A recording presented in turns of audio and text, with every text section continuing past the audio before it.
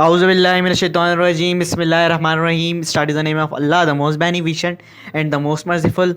बच्चों, आप लोगों की तरफ से शिकायत आ रही है अच्छा जो मैं मिशन जारी रखना हूँ तो वीडियो के अंदर जो है मैं बीच बीच में अपने मिशंस के बारे में बता देता हूँ। तो बच्चे कह रहे हैं कि जो वीडियो है ना बहुत प्रोलॉन्ग हो जाता है सर, उसको छोटी करें। तो मैंने ना है ना अपना मिशन का मैं नहीं चाह रहा हूँ आपके अपने जो पढ़ा रहा हूँ उसके बीच में कहीं पर मिशंस का तज़किरा करूँ ताकि वीडियो ज़्यादा बड़ी ना हो। तो उसके लिए मैं एक पहले अलग सेक्शन बना दिया है द सक्सेसर सिस्टम के नाम से, तो वहाँ पर मेरा मिशन जारी रहेगा। ठीक है, अभी हम आते हैं, मैथ्स पढ़ लिया बहुत ज़्यादा, तो अब हम केमिस्ट्री के अंदर आते हैं। 9 क्लास वाले बच्चे हमारे छोटे छोटे, केमिस्ट्री के बारे में आप लोगों को मैं बताना चाहता हूँ क्या है केमिस्ट्री की। इन शॉर्ट बहुत कंजर्वेटिव जो भी डेफिनेशंस चल रही हैं केमिस्ट्री की उन पे बात करने के बजाय शॉर्ट मैं आपको समझाता हूँ कि क्या है chemistry.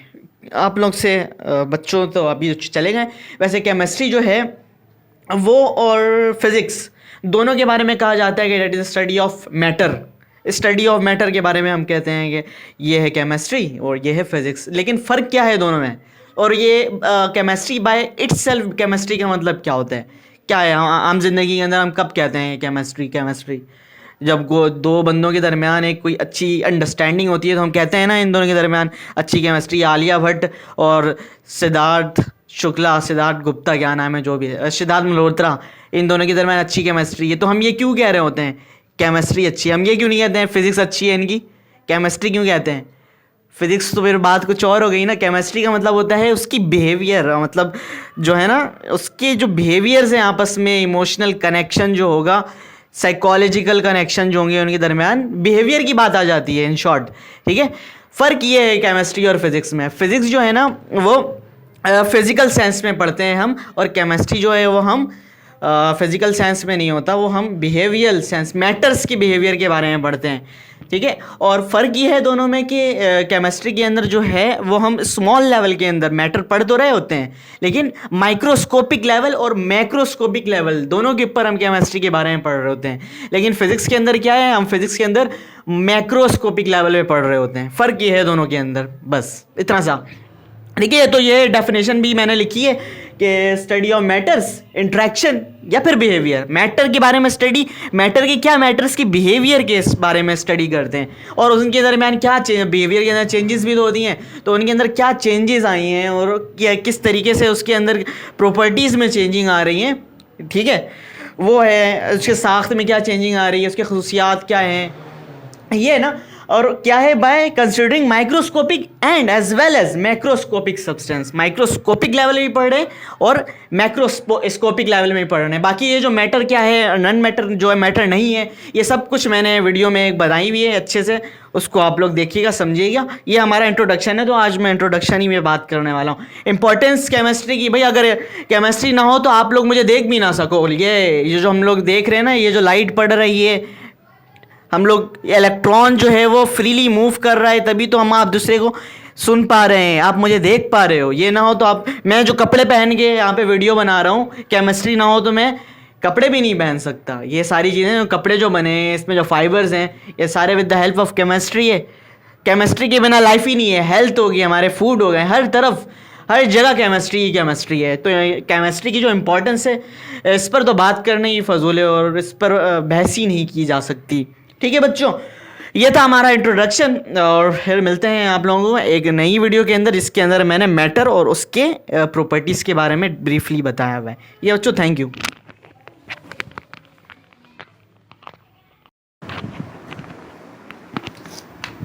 Auzubillahiminash-shaytanir-rajim. Bismillahir-rahmanir-rahim. Start with the name of Allah, the most beneficent and the most merciful. उम्मीद है कि आप सब ठीक होंगे, बल्कि ठीक नहीं होंगे, क्योंकि कराची में हर दूसरा बंदा बीमार है और मैं भी बीमार हूँ, इसलिए कोऑपरेट करिएगा और अपना अपना ख्याल रखिएगा। ठीक है, तो स्टार्ट करते हैं। आज हमारे बच्चों के लिए, 9 क्लास के छोटे छोटे बच्चों के लिए मैं ये वीडियो बना रहा हूँ। उनकी ये पहली वीडियो होगी और ये है केमिस्ट्री के लिए। तो केमिस्ट्री का जो पहला टॉपिक है वो आप लोगों से मैं बस इंट्रोडक्शन लेना चाहूँगा और हेलो हाई करना चाहता हूँ बस आप लोगों से। बच्चों, आप लोगों ने अब तक तो पढ़ा हुआ होगा स्कूल के अंदर कि मैटर क्या है। जी, मैटर के बारे में पता है आप लोगों को, बताएंगे मैटर के बारे में आप क्या जानते हैं।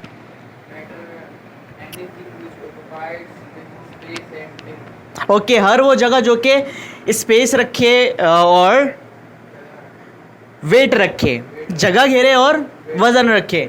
तो इस कमरे के अंदर इतने सारे बच्चे बैठे हुए हैं माशाल्लाह से, और हर बच्चे का जो वेट है और हर बच्चे का ना कोई जगह घेरी हुई है, और मुझे हिलने की जगह यहाँ पर नहीं है, बहुत मुश्किल से मैं यहाँ पे खड़ा हुआ हूँ। सही है, तो फिर आप बताएं कितने सारे मैटर हैं यहाँ पे? सारे 1 2 3 4, और मैं गिन नहीं सकता, इतने सारे हैं सारे। तो ये सारे मैटर हैं क्योंकि इन सब ने जगह घेरी हुई है और वज़न रखा हुआ है।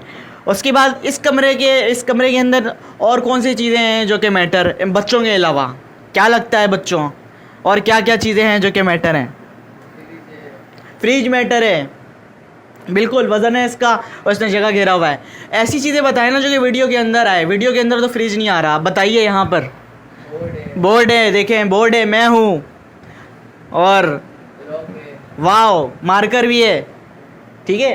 क्लॉक नज़र नहीं आ रहा होगा, खैर वैसे क्लॉक भी है ऊपर, ठीक है। तो हर चीज़ यहाँ पर, अगर मैं आप लोगों से ये कहूँ कि हर चीज़ मैटर है, तो आप लोग मानोगे? हाँ, हर चीज़ मैटर होती है, हर चीज़ मैटर होती है, ठीक है। तो आप लोग से भी मेरा ये सवाल है, हर चीज़ मैटर होती है? यहाँ पे बच्चे कह रहे हैं जी हाँ, हर चीज़ मैटर है। तो अगर मैं आप लोग को बोलूँ कि नहीं ऐसा नहीं होता, हर चीज़ मैटर नहीं होती है, तो आप लोग मेरी बात मानोगे? मानना ही पड़ेगा क्योंकि मैं यहाँ पर टीचर हूँ, ठीक है जी, मानना ही पड़ेगा आप लोगों को क्योंकि ये बात ठीक है, हर चीज़ मैटर नहीं होती। फॉर एग्ज़ाम्पल, एक चीज़ आपके साथ है, आपके साथ है, आपके साथ है, आपके साथ है, और वो मैटर नहीं है। हिंट दे रहा हूँ, आपके साथ 24 घंटे वो चीज़ होती है। बताइए, आपका साया आपके साथ है, क्या इस साये का कोई वेट है? हाँ, बोल सकते हैं कि इसने जगह घेरा हुआ है, लेकिन इसका कोई वेट नहीं है। तो फिर ये क्या है? इसका मतलब बच्चों, आप लोग जो कह रहे थे कि हर चीज़ मैटर होती है, गलत। हर चीज़ मैटर नहीं होती, कुछ चीज़ ऐसे भी होती है जो कि नन मैटर होती है। अब ये नन मैटर क्या है? नन मैटर का ऐसा कॉन्सेप्ट है जो कि बच्चों को नहीं बताया जाता, लेकिन मैं चाहता हूँ मैं अपने बच्चों को समझाऊँ सारी चीज़ें। तो जो नन मैटर है वो क्या है? All the abstract things are non matter. What are abstract things? Abstract means those thing which are untouchable, जिसको आप टच नहीं कर सकते। आप उसको देख सकते हो, आप उसको फील कर सकते हो, लेकिन आप उसको टच नहीं कर सकते। ऐसी तमाम चीज़ों को आप एब्स्ट्रैक्ट चीज़ें कहेंगे, और जो एब्स्ट्रैक्ट चीज़ें होती हैं वो नन मैटर है। फॉर एग्जांपल, अभी एक बच्चे ने कहा कि शैडो, अब शैडो को आप टच नहीं कर सकते, आप देख सकते हो भले, तो वो शैडो आपका क्या हुआ? नन मैटर हुआ। इसके अलावा रेनबो, बारिश होती है तो बारिश होने के बाद 7 रंग आसमान के ऊपर आते हैं, तो वो क्या है? वो भी एक नन मैटर है, आप उसको टच नहीं कर सकते।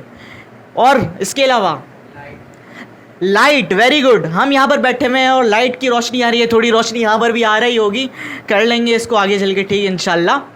खैर, ये जो लाइट है, लाइट जो रोशनी है, ये इट्सेल्फ नन, ये भी नन मैटर है, क्योंकि इसने जगह तो घेरा हुआ है लेकिन इसका कोई वेट नहीं है। बहुत सारी चीज़ें होंगी, जैसे तो गुस्सा हो गया, प्यार हो गया, नफ़रत, मोहब्बत, और किसी के लिए बुग़्ज़, हसद, ये सारी चीज़ें हैं जो अनटचेबल होती हैं। इन सब चीज़ों को हम नन मैटर की कैटेगरी के अंदर लेकर आ सकते हैं। मैं बोल रहा हूँ ये भी नन मैटर है। तो ये एक नया कॉन्सेप्ट था आप लोगों के लिए, चाहो तो लिख सकते हो कुछ एग्जाम्पल, मैंने जगह छोड़ी है आप लोग के लिए, मैं लिख देता हूँ। तो बच्चे ने कहा था शैडो, उन्होंने कहा था एक रेम्बो, ठीक है, rainbow, shadow, hate, love, what are you saying बेटा? एंगर, गुस्सा, अनटचेबल है, ठीक है, ETC। तो ये सारी चीज़ें जो है वो नन मैटर है। तो अगर किसी ने ये कह दिया आपको कि हर चीज़ मैटर होती है, तो वो आपको गुमराह कर रहा है, उससे बच के रहना, ठीक है। नन मैटर का भी एक कॉन्सेप्ट है बच्चों। अब आगे चलते हैं हम लोग, एक न्यू कॉन्सेप्ट है आप लोगों का, एटम। एटम के बारे में आप लोग पढ़ते हुए आ रहे होगे, बचपन से पढ़ रहे होगे, तो मुझे बताएंगे कि क्या है एटम? कोई बता सकता है मुझे एटम? हाँ,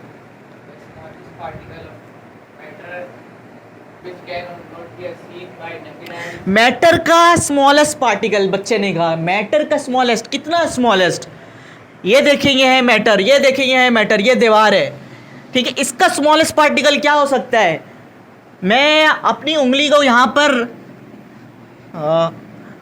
बाउंड, यहाँ पर दबाता हूँ, प्रेस करता हूँ, तो मेरे हाथ में कुछ, हाथ में जो है ना ये चूना मेरे हाथ में लग गया है। अब ये चूना है, मैं इसको मसल रहा हूँ और मसलने के बाद मैं देखता हूँ कि ये जो पार्टिकल है ये मुझे नज़र नहीं आ रहे, लेकिन यहाँ पर पार्टिकल है। इसको आप सिर्फ और सिर्फ किससे देख सकते हो? इसको आप सिर्फ और सिर्फ माइक्रोस्कोप से देखोगे। आप इसको नेकेड आइज के आम आंखों से नहीं देख सकते इस चूने को, जो कि मैंने ख़त्म कर दिया है इसको। तो ये जो होता है ना, एटम होता है जो मादे का, वो छोटे छोटे ज़रा जो कि आम आंखों से नज़र ना आए, लेकिन इसको हम माइक्रोस्कोप से देख सकते हो।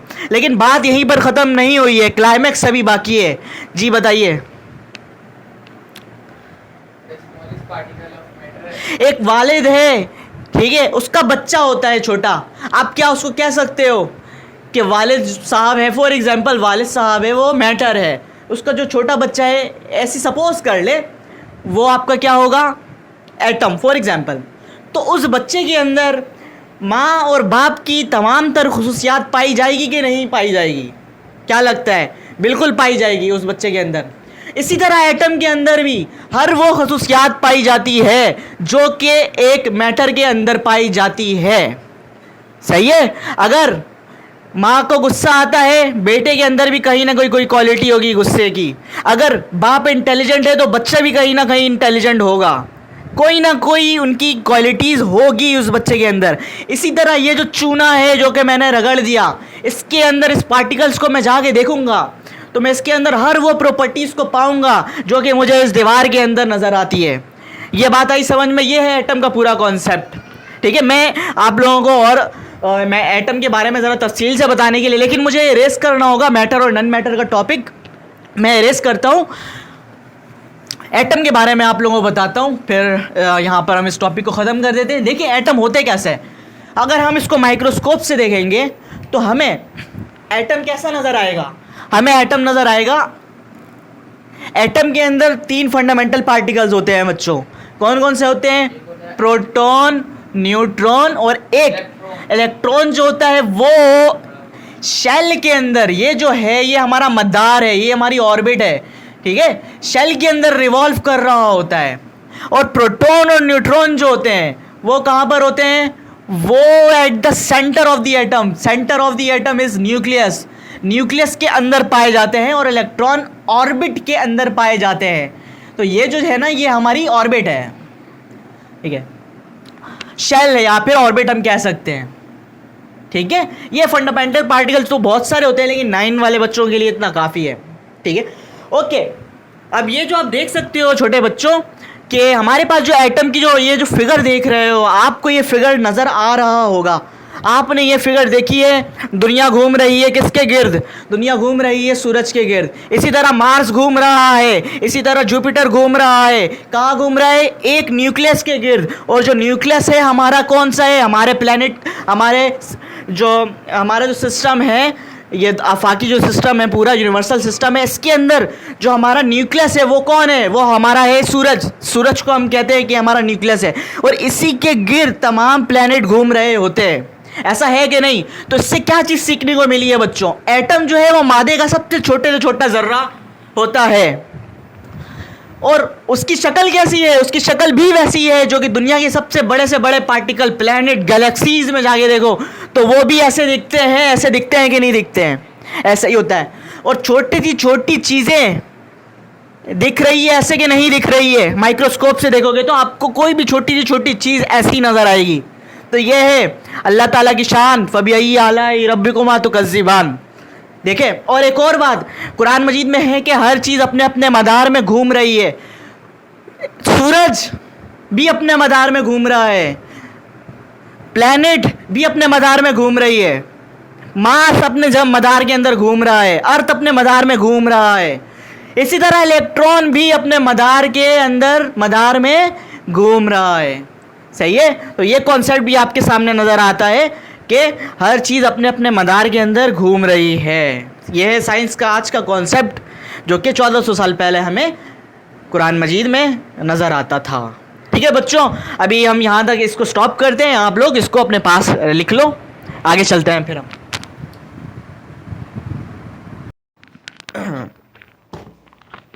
Auzubillahiminash-shaytanir-rajim. Bismillahir-rahmanir-rahim. Start with the name of Allah, the most beneficent and the most merciful.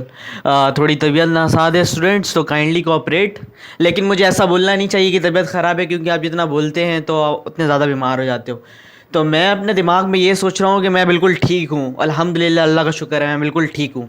ठीक है, अब चलते हैं. हमारा जो टॉपिक है हमने पिछले क्लास के अंदर क्या पढ़ा था कि न्यूक्लियस क्या होता है, मैटर क्या है, नन मैटर क्या है, एटम क्या है, उसके बारे में बताया था मैंने. एटम और बड़ी दुनिया के मुकाबले में, छोटी दुनिया के मुकाबले में, दोनों की मुमासलत बताई थी आप लोगों को. और फिर मैंने ये बताया था कि एटम के अंदर कुछ पार्टिकल्स होते हैं, इलेक्ट्रॉन, प्रोटॉन, न्यूट्रॉन. आपके लेवल तक यहाँ ये अभी. अच्छा, जो इलेक्ट्रॉन जिसमें रिवॉल्व कर रहा होता है उसे हम ऑर्बिट कहते हैं, और जो न्यूक्लियस होता है उसमें उसके अंदर हमारा क्या होता है, प्रोटॉन और न्यूट्रॉन होता है. ठीक है, अब हमें ये तो पता चल गया है कि एटम के अंदर इलेक्ट्रॉन तो होते हैं, लेकिन कितने मिकदार में होते हैं और कौन से, इसको क्या कहते हैं बच्चे? इसको क्या कहते हैं? यस. अब कितने, इस शेल के अंदर कितने इलेक्ट्रॉन है, ये हमें कैसे पता चलता है? तो इसका एक जर्नल फार्मूला होता है. अगर किसी को पता है तो मुझे बताए. जर्नल फार्मूला पता है किसी को? Okay, 2n² is the journal formula. ये हमें ये बताता है कि इस शेल के अंदर कितने इलेक्ट्रॉन मौजूद हैं. तो 2n², n जो है ना, n क्या शो कर रहा है? n शो कर रहा है नंबर ऑफ शेल को. ठीक है, अगर आपको ये फाइंड आउट करना है कि ये कौन सा शेल है, पहला शेल है, तो n की वैल्यू क्या होगी? n की वैल्यू 1 होगी. अब हम यहाँ पर n की जगह पे 1 रखेंगे. तो जब आप n की जगह पे 1 रखोगे और उस पर स्क्वायर अप्लाई करोगे तो आपके पास आंसर आएगा 2. तो पहले शेल के अंदर 2 इलेक्ट्रॉन होते हैं. इसी तरह अगर दूसरे शेल के अंदर मैं फाइंड आउट करने जाऊँ तो मैं n की जगह पे क्या रखूँगा? n की जगह पर मैं 2 रखूँगा. ठीक है, तो देखते हैं अभी. यहाँ पर हम 2 रखेंगे. तो 2 का स्क्वायर क्या होता है? 4 होता है, और 4 2 ज़ा 8. तो दूसरे शेल के अंदर कितने इलेक्ट्रॉन है? दूसरे शेल के अंदर 8 इलेक्ट्रॉन है. अच्छा स्टूडेंट, ये जो 2 और 8 इलेक्ट्रॉन है, किसी भी एटम को या फिर किसी भी एलिमेंट को स्टेबल कंडीशन में आने के लिए ये चाहिए होते हैं. जैसे कि इंसान की अपनी लाइफ में स्टेबल होने के लिए क्या चाहिए होता है? उसके पास घर हो, एक फाइनेंशियल फ्रीडम हो, उसके पास पैसे आते हों, उसके पास कमाई का ज़रिया हो, अच्छे बच्चे हों अपने, और वालिदैन अच्छे हो, सब कुछ सेटल हो लाइफ के अंदर, गाड़ी हो. नहीं है तो फिर इतना कुछ हो कि जो अपने लाइफ को आप पीसफुल अंदाज से गुजार सकते हो. डिपेंड करता है स्टेबिलिटी की डेफिनेशन आपके लिए क्या है. इसी तरह किसी भी एटम को स्टेबल कंडीशन में आने के लिए 2 या फिर 8 इलेक्ट्रॉन की ज़रूरत होती है. तो हम ये कहेंगे कि ये जो एटम है ये स्टेबल. ये हम पूरा चैप्टर पढ़ेंगे आगे चल के, फिलहाल तो सिर्फ इंट्रो है. अच्छा, अब आपको अगर ये पता करना है कि तीसरे शेल के अंदर मैक्सिमम कितने इलेक्ट्रॉन आ सकते हैं, तो हम n की जगह पे क्या रखेंगे? हम n की जगह पर 3 रखेंगे. जब आप n की जगह पर 3 रखोगे तो ये हमारे पास आंसर आएगा. 3 का स्क्वायर 9 होता है, 9 2 ज़ा 18. ठीक है, तो तीसरे शेल के अंदर मैक्सिमम 18 इलेक्ट्रॉन हमारे पास आ सकते हैं. इसी तरह हम चौथे शेल का, 5वें शेल का और छठे शेल का भी निकाल सकते हैं. ठीक है, अब एटम के अंदर 2 चीज़ें होती हैं, न्यूक्लियस के अंदर 2 चीज़ें होती हैं, प्रोटॉन न्यूट्रॉन. एटम के अंदर वो 3 चीज़ें होती हैं, इलेक्ट्रॉन भी. अब इसी के अंदर से हमारे पास एक कॉन्सेप्ट आता है एटॉमिक नंबर का और एटॉमिक मास का. ठीक है, अगर हमें ये पता करना है कि इस एटम का एटॉमिक नंबर क्या है, तो हम उसको कैसे फाइंड आउट कर सकते हैं? Very good. एटम के अंदर हम इलेक्ट्रॉन और प्रोटॉन की तादाद को देखेंगे, जितने होंगे ये वो उसका हमारा क्या कहलाएगा? इसका क्या है? ये एटॉमिक नंबर है. इसी तरह एक कॉन्सेप्ट होता है एटॉमिक मास का. एटॉमिक मास की डेफिनेशन हम किस तरह कर सकते हैं बच्चे? एटम के अंदर प्रोटॉन और न्यूट्रॉन की तादाद जितनी ये होगी तो हम ये कहेंगे कि ये क्या है? इसका एटॉमिक मास है. सही है. अब ये कॉन्सेप्ट देखिए, मैं लिख कर दे देता हूं. Number of electron and proton, ये आपका क्या है? ये आपका है एटॉमिक नंबर. एटॉमिक नंबर को शो किससे करते हैं?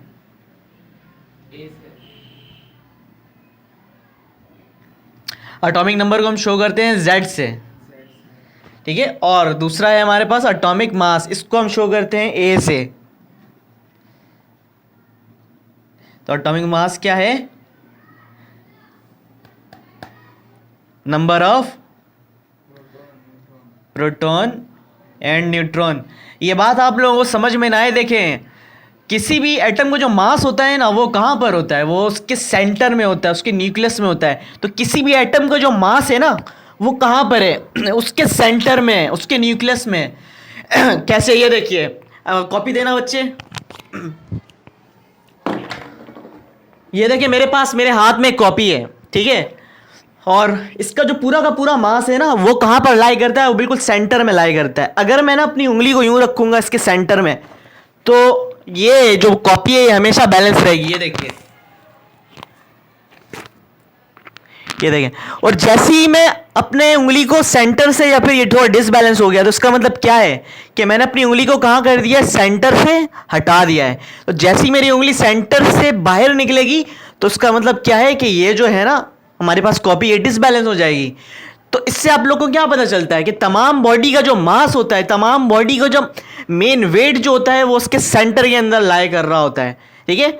अब इस दीवार है, इसका जो पूरा वेट है ना, एक्चुअली कहाँ पर है? इसके सेंटर में। बोर्ड है, कहाँ पर? इसका वेट पूरा सेंटर में लाई कर रहा होता है। मैं हूँ, आप हो, तमाम चीज़ें, उनका जो एक्चुअल जो वेट होता है उसके सेंटर में लाई कर रहा होता है, ठीक है। ये है इसका मतलब जो मैं समझाना चाह रहा था बच्चों, ठीक है। इसको करें अपने पास, लिखे, आगे चलते हैं फिर।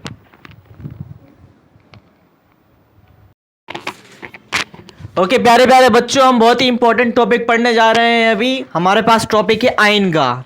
अब ये व्हाट इज आयन, ये 1973 का आयन, ये वाला आयन नहीं है, ये हमारे केमिस्ट्री के लैंग्वेज का आयन है। तो व्हाट इज आयन, आयन क्या होता है? देखें, आप लोगों को ये तो पता है कि एटम क्या है।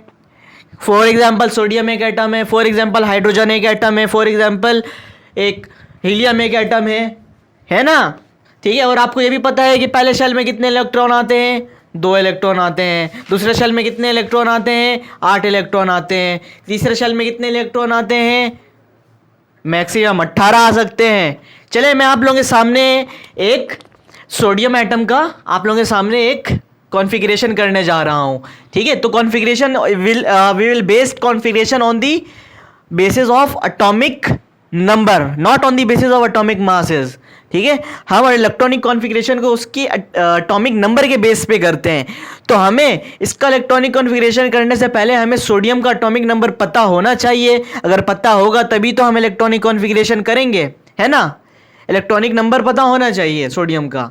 तो आप लोगों को, मुझे उम्मीद है कि आप लोगों ने 20 एलिमेंट तो याद करे हुए होंगे और अब तक आपने भूला भी नहीं होगा। और याद इस तरह होने चाहिए कि मैं अगर रात को मार के आपको आऊँ, रात के टाइम आप लोग सो रहे हो और आपको पिटाई करके उठाऊँ, उस टाइम भी बोलूँ कि 20 एलिमेंट सुनाओ, तो उस टाइम भी याद होना चाहिए। इस तरह उसको याद कर लो, बिल्कुल ज़बान में होनी चाहिए और टिप में आपकी लैंग्वेज में होनी चाहिए तमाम के तमाम एलिमेंट, 20 के 20।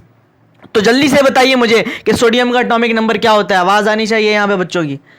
सोडियम का एटॉमिक नंबर, माशाल्लाह से बच्चे ने हमारा बिल्कुल ठीक बताया है, 11 होता है। गुड सारे बच्चों, शाबाश। 11 होता है हमारा सोडियम का एटॉमिक नंबर, सही है। सोडियम का एटॉमिक नंबर होता है 11। एटॉमिक मास पे हम नहीं करते हैं इलेक्ट्रॉनिक कॉन्फ़िगरेशन, हम करते हैं एटॉमिक नंबर के बेस पे।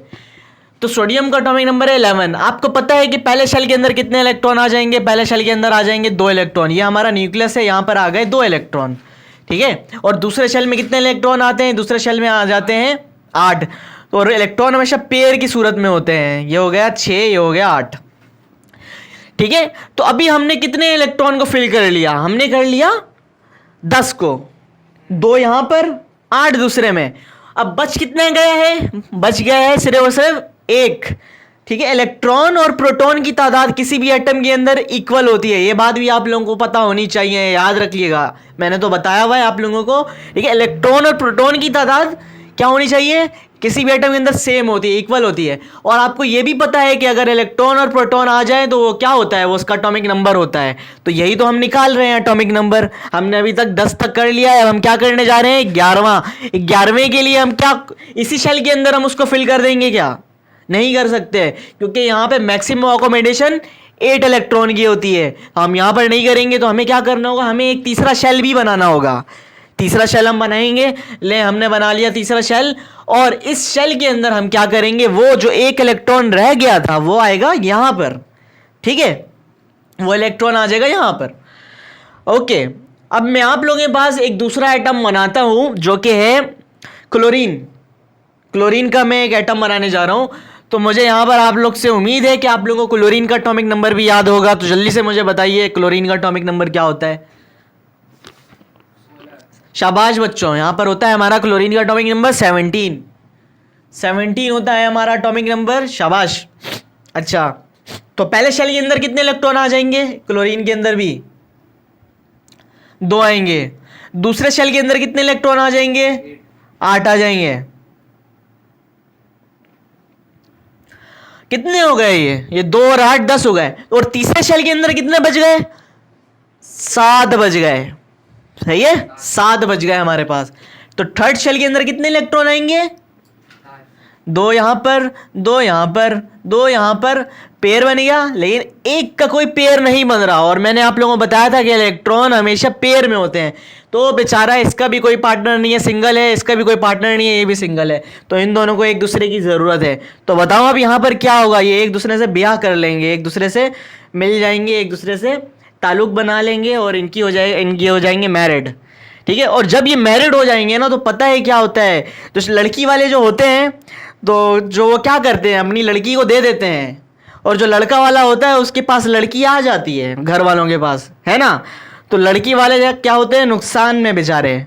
वैसे अंदर अंदर खुश हो रहे होंगे, लेकिन लड़के वाले वैसे देखा जाए तो क्वांटिटी बढ़ जाती है, उनके पास आ जाते हैं।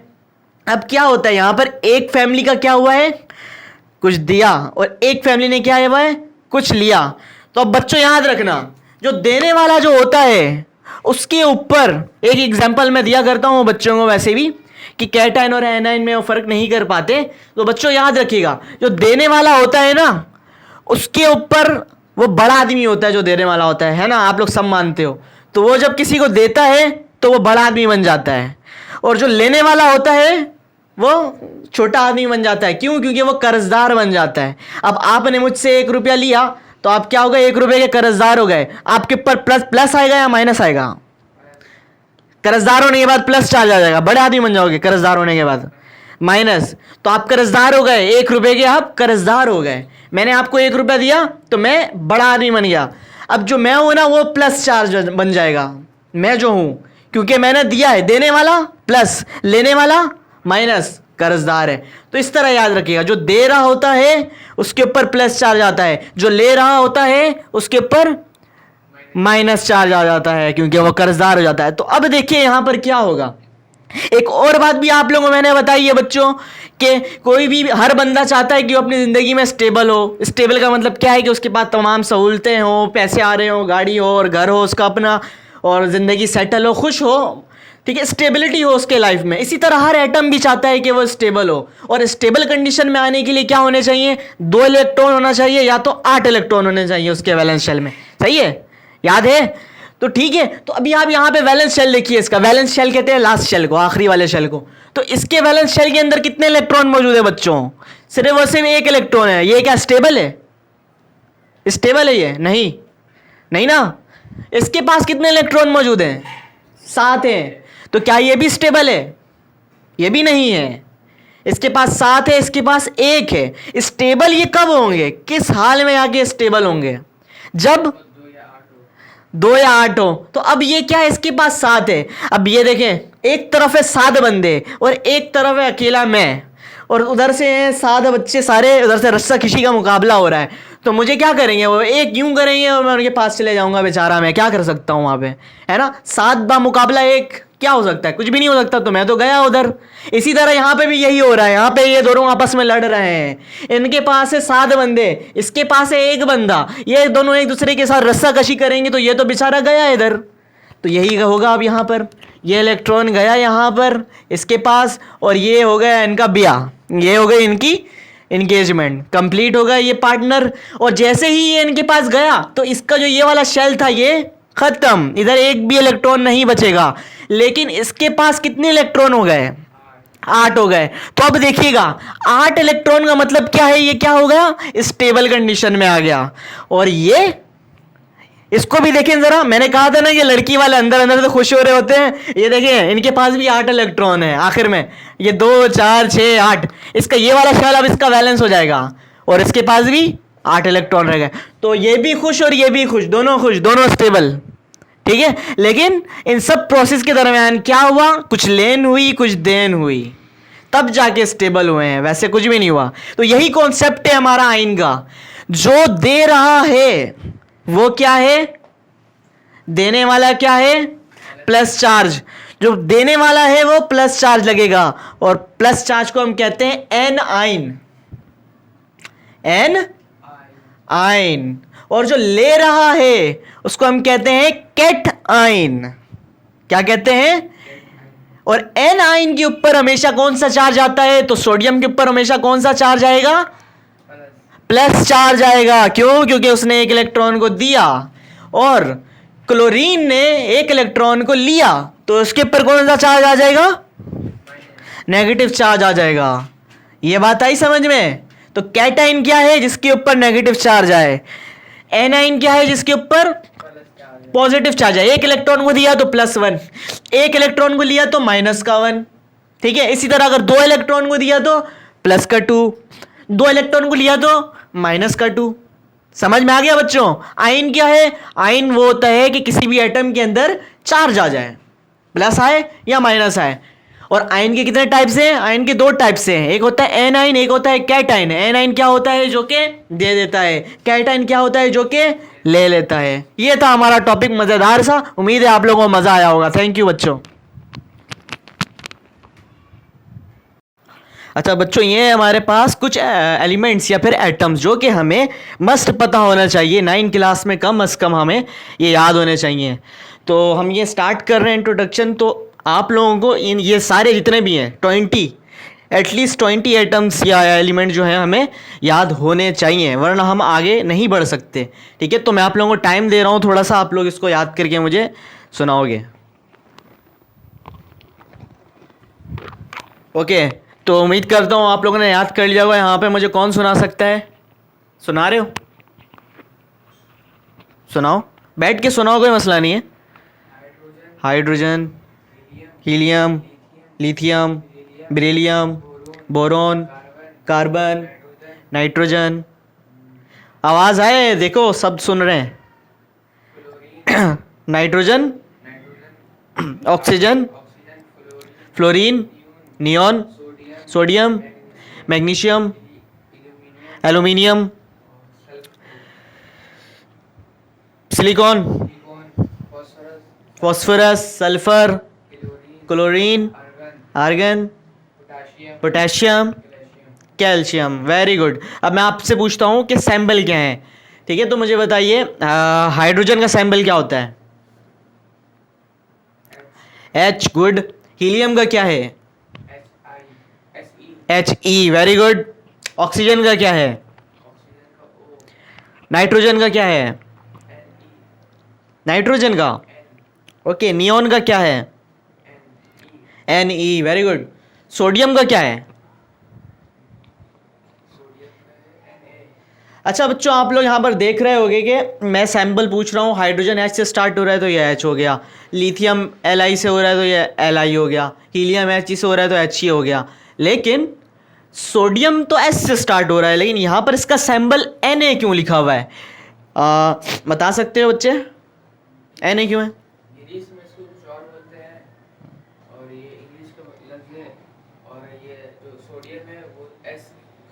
सल्फर भी आता है इसी वजह से। अच्छा, तो यहाँ पर बच्चा कह रहा है कि सोडियम जो है वो S से स्टार्ट हो रहा है, सल्फर भी S से स्टार्ट हो रहा है, तो 2 दफ़ा SS आ जाएंगे, तो हम किस तरह इसको रिप्रेजेंट करेंगे? ये बात ठीक है, लेकिन मेन बात क्या है? मेन बात ये है कि ग्रीक के अंदर, ग्रीक लैंग्वेज के अंदर सोडियम का जो पुराना नाम हुआ करता था, ठीक है, बिल्कुल पॉइंट नंबर 1 एग्जैक्ट ठीक कहा इस बच्चे ने। तो ग्रीक लैंग्वेज के अंदर हम इसे क्या कहते थे? नेट्रियम कहा करते थे सोडियम को। तो वहाँ से इसका नाम पड़ गया Na, वहाँ से आया Na। और इसलिए हम Na लिख रहे हैं क्योंकि यहाँ पे आपको S वाले एलिमेंट दिख रहे होंगे बहुत सारे। इसी तरह आप देख रहे होंगे एक जगह फॉस्फोरस है, फॉस्फोरस का सैंपल P होता है, लेकिन पोटाशियम का सैंपल भी पी होना चाहिए, लेकिन क्या है, के है। तो ग्रीक लैंग्वेज में इसको हम केलियम कहते थे। ये कुछ कॉन्सेप्ट है बच्चों, आप लोगों को 9 वालों बताते तो नहीं है, लेकिन पता होना चाहिए। मैं चाहता हूँ कि आप लोगों को ये सारी चीज़ें पता हो, ठीक है। ग्रीक में ऐसे हम क्या कहते थे, केलियम कहते थे, इस वहाँ से इसका नाम पड़ गया के, ठीक है। तो ये याद होना चाहिए आप लोगों को, ये सारे। तो हम आगे बढ़ेंगे फिर इंशाल्लाह, ठीक है। करें इसको सारे कॉपी, याद भी कर लिया है आप लोगों ने, आगे चलते हैं अब। तो बच्चों अब आते हैं हम मॉलिक्यूल और कंपाउंड के कॉन्सेप्ट के अंदर। मॉलिक्यूल और कंपाउंड से पहले आप लोगों को ये पता चल गया कि एटम क्या होता है, उसी से ही आप ये फाइंड आउट कर सकते हो, आपको ये पता चल सकता है कि मॉलिक्यूल क्या है। अब मॉलिक्यूल क्या होता है बच्चे, जब एटम आपस में मिल जाए। अभी इस बच्चे से एक थोड़ी सी गलती हुई है, तो मैं आपको यहाँ पे रोकना चाहता था। देखें, इन्होंने कहा कि when two elements combine together, जब दो एलिमेंट्स आपस में मिले, फिर ये रुक गया, फिर बोला नहीं when two atoms combine together, फिर एटम पे आ गया। अब क्या दोनों में क्या फ़र्क है, अभी जो मैंने आप लोगों ने याद भी कर लिया होगा, वो सारे मैंने क्या लिखवाए थे, वो सारे एलिमेंट थे या एटम था, क्या था वो सारा, दोनों हो सकते हैं, वेरी गुड, ठीक है। लेकिन फ़र्क क्या है दोनों में, एटम जो है ना वो स्मॉलर पार्टिकल है, बहुत स्मॉलर पार्टिकल है एज कंपेयर टू एलिमेंट। देखें यहाँ पर फॉर एग्जांपल ऑक्सीजन यहाँ पे लिखा है ना, उसके नीचे क्या लिखा है, 2 लिखा है। अभी मैं यहाँ पर आप लोग से पूछूंगा बताओ कितने एलिमेंट है, तो क्या कहोगे आप लोग, यहाँ पे एलिमेंट कितने हैं, एक ही एलिमेंट है ऑक्सीजन। लेकिन अगर मैं यहाँ पे पूछूं बताओ एटम कितने हैं, एक बोलोगे, एटम कितने हैं, यहाँ पे 2 एटम है, ये देख रहे हो 2 लिखा हुआ है नीचे, यानी यहाँ पर ऑक्सीजन के 2 एटम मौजूद हैं। इसी तरह यहाँ पर नाइट्रोजन के 2 एटम मौजूद है। लेकिन अगर मैं पूछूं एलिमेंट तो एक है। अच्छा यहाँ पर आओ, ये है element NaCl, sodium and chlorine, ये दोनों मिल गए। अब ये आपका क्या है, एक एलिमेंट है, एटम भी कह सकते हो, एलिमेंट भी कह सकते हैं, दोनों कह सकते हैं, अभी कहा था बच्चे ने। और ये क्या है, क्लोरीन है, एटम भी कह सकते हैं और एलिमेंट भी कह सकते हैं, ठीक है। इसको ये था कंसेप्ट दोनों के। अच्छा, जब 2 एटम आपस में मिल जाएं तो वो मॉलिक्यूल बनाएंगे। ये आपका क्या बना है, ये मॉलिक्यूल बना है। ये आपका क्या बना है, ये मॉलिक्यूल बना है, क्योंकि 2 एटम ऑक्सीजन और ऑक्सीजन मिल गए, क्या बना दिया इन्होंने, मॉलिक्यूल बना दिया, ऑक्सीजन, ठीक है। ये गैस है, नीचे 2 लग गया ना, ये गैस बन जाता है। नाइट्रोजन क्या है, ये एक मॉलिक्यूल है, गैस बन गया ये। लेकिन NaCl क्या है, ये 2 एलिमेंट आपस में मिले हैं, सोडियम और क्लोरीन। जब 2 एलिमेंट आपस में मिलते हैं तो वो क्या बनाते हैं, वो कंपाउंड बनाते हैं। ये है फर्क दोनों में, ठीक है बच्चों, ये आया समझ में। अब हम आगे चलते हैं, जो हमारा मेन यहाँ पे टॉपिक है वो है मॉलिक्यूलर मास, जो आके आता है 9 क्लास वाले बच्चों के लिए। तो मॉलिक्यूलर मास के लिए तो पहले तो आप लोगों को मैंने बताया था कि एटॉमिक मास क्या है। एटम से निकले थे हम एटॉमिक नंबर पे, फिर वहाँ से आए हम एटॉमिक मास में। एटॉमिक मास आप लोगों ने मुझे बताया, बल्कि मैंने एक एग्जाम्पल से ही बताया था आप लोगों को कि एटॉमिक मास क्या है, the number of proton and neutron in the centre in the nucleus of any atom is called atomic mass, सही है। तो मॉलिक्यूलर मास क्या होगा, एक वर्ड की चेंजिंग हो जाएगी वहां पे एटम के अंदर प्रोटॉन और न्यूट्रॉन, यहां पर मॉलिक्यूल के अंदर प्रोटॉन और neutron, is called molecular mass, simple, ठीक है। एटम के अंदर अगर प्रोटॉन और न्यूट्रॉन हो तो वो एटॉमिक मास कहलाएंगे, लेकिन अगर मॉलिक्यूल के अंदर प्रोटॉन और न्यूट्रॉन हो मॉलिक्यूलर मास कहलाएंगे। आया समझ में, ठीक है। आगे चलते हैं, हम इसको फाइंड आउट करते हैं कि इसका मॉलिक्यूलर मास निकलता कैसे है। यहां तक करेंगे कॉपी, फिर आगे चलेंगे। अच्छा तो बच्चों हम चलते हैं अब आगे। अचानक से लाइट चली गई है तो काइंडली कोऑपरेट। अच्छा, मैंने आप लोगों को फील नहीं होने दिया कि मेरी तबीयत ख़राब है, क्योंकि ये सारा जो गेम होता है ये सारा माइंड का होता है। हमारा माइंड जो है हमें कंट्रोल कर रहा होता है। जिस दिन हम अपने माइंड को कंट्रोल करना सीख गए, हम ज़िंदगी में हर काम कर सकते हैं, ठीक है बच्चों। ये ट्रिक होती है, दिमाग के साथ खेलो। इंसान का सबसे बड़ा दुश्मन दिमाग होता है। ये चीज़ उसको महसूस नहीं होने दो, आप उसके साथ खेलोगे तो आप ज़िंदगी में हर काम कर सकते हो, ठीक है। तो मैं बिल्कुल अल्हम्दुलिल्लाह फील भी नहीं होने दे रहा, अगर है वैसे, लेकिन मैं नहीं हूँ बीमार, अल्हम्दुलिल्लाह, सही है। अच्छा देखिए, अब हम आते हैं टॉपिक की तरफ। आप लोगों को मैंने मॉलिक्यूलर मास तक का बताया था, और मॉलिक्यूलर मास को फाइंड आउट किस तरह करते हैं ये हम करने जाते हैं अभी। अब देखिए यहाँ पे कितने एलिमेंट हैं, यहाँ पे है हमारे पास, एलिमेंट की बात कर रहा हूँ, याद रखिए, एटम की बात नहीं कर रहा मैं। तो हमारा जो पहला रूल होगा, हम क्या देखेंगे, हम इसके अंदर देखेंगे कितने एलिमेंट मौजूद हैं, एलिमेंट।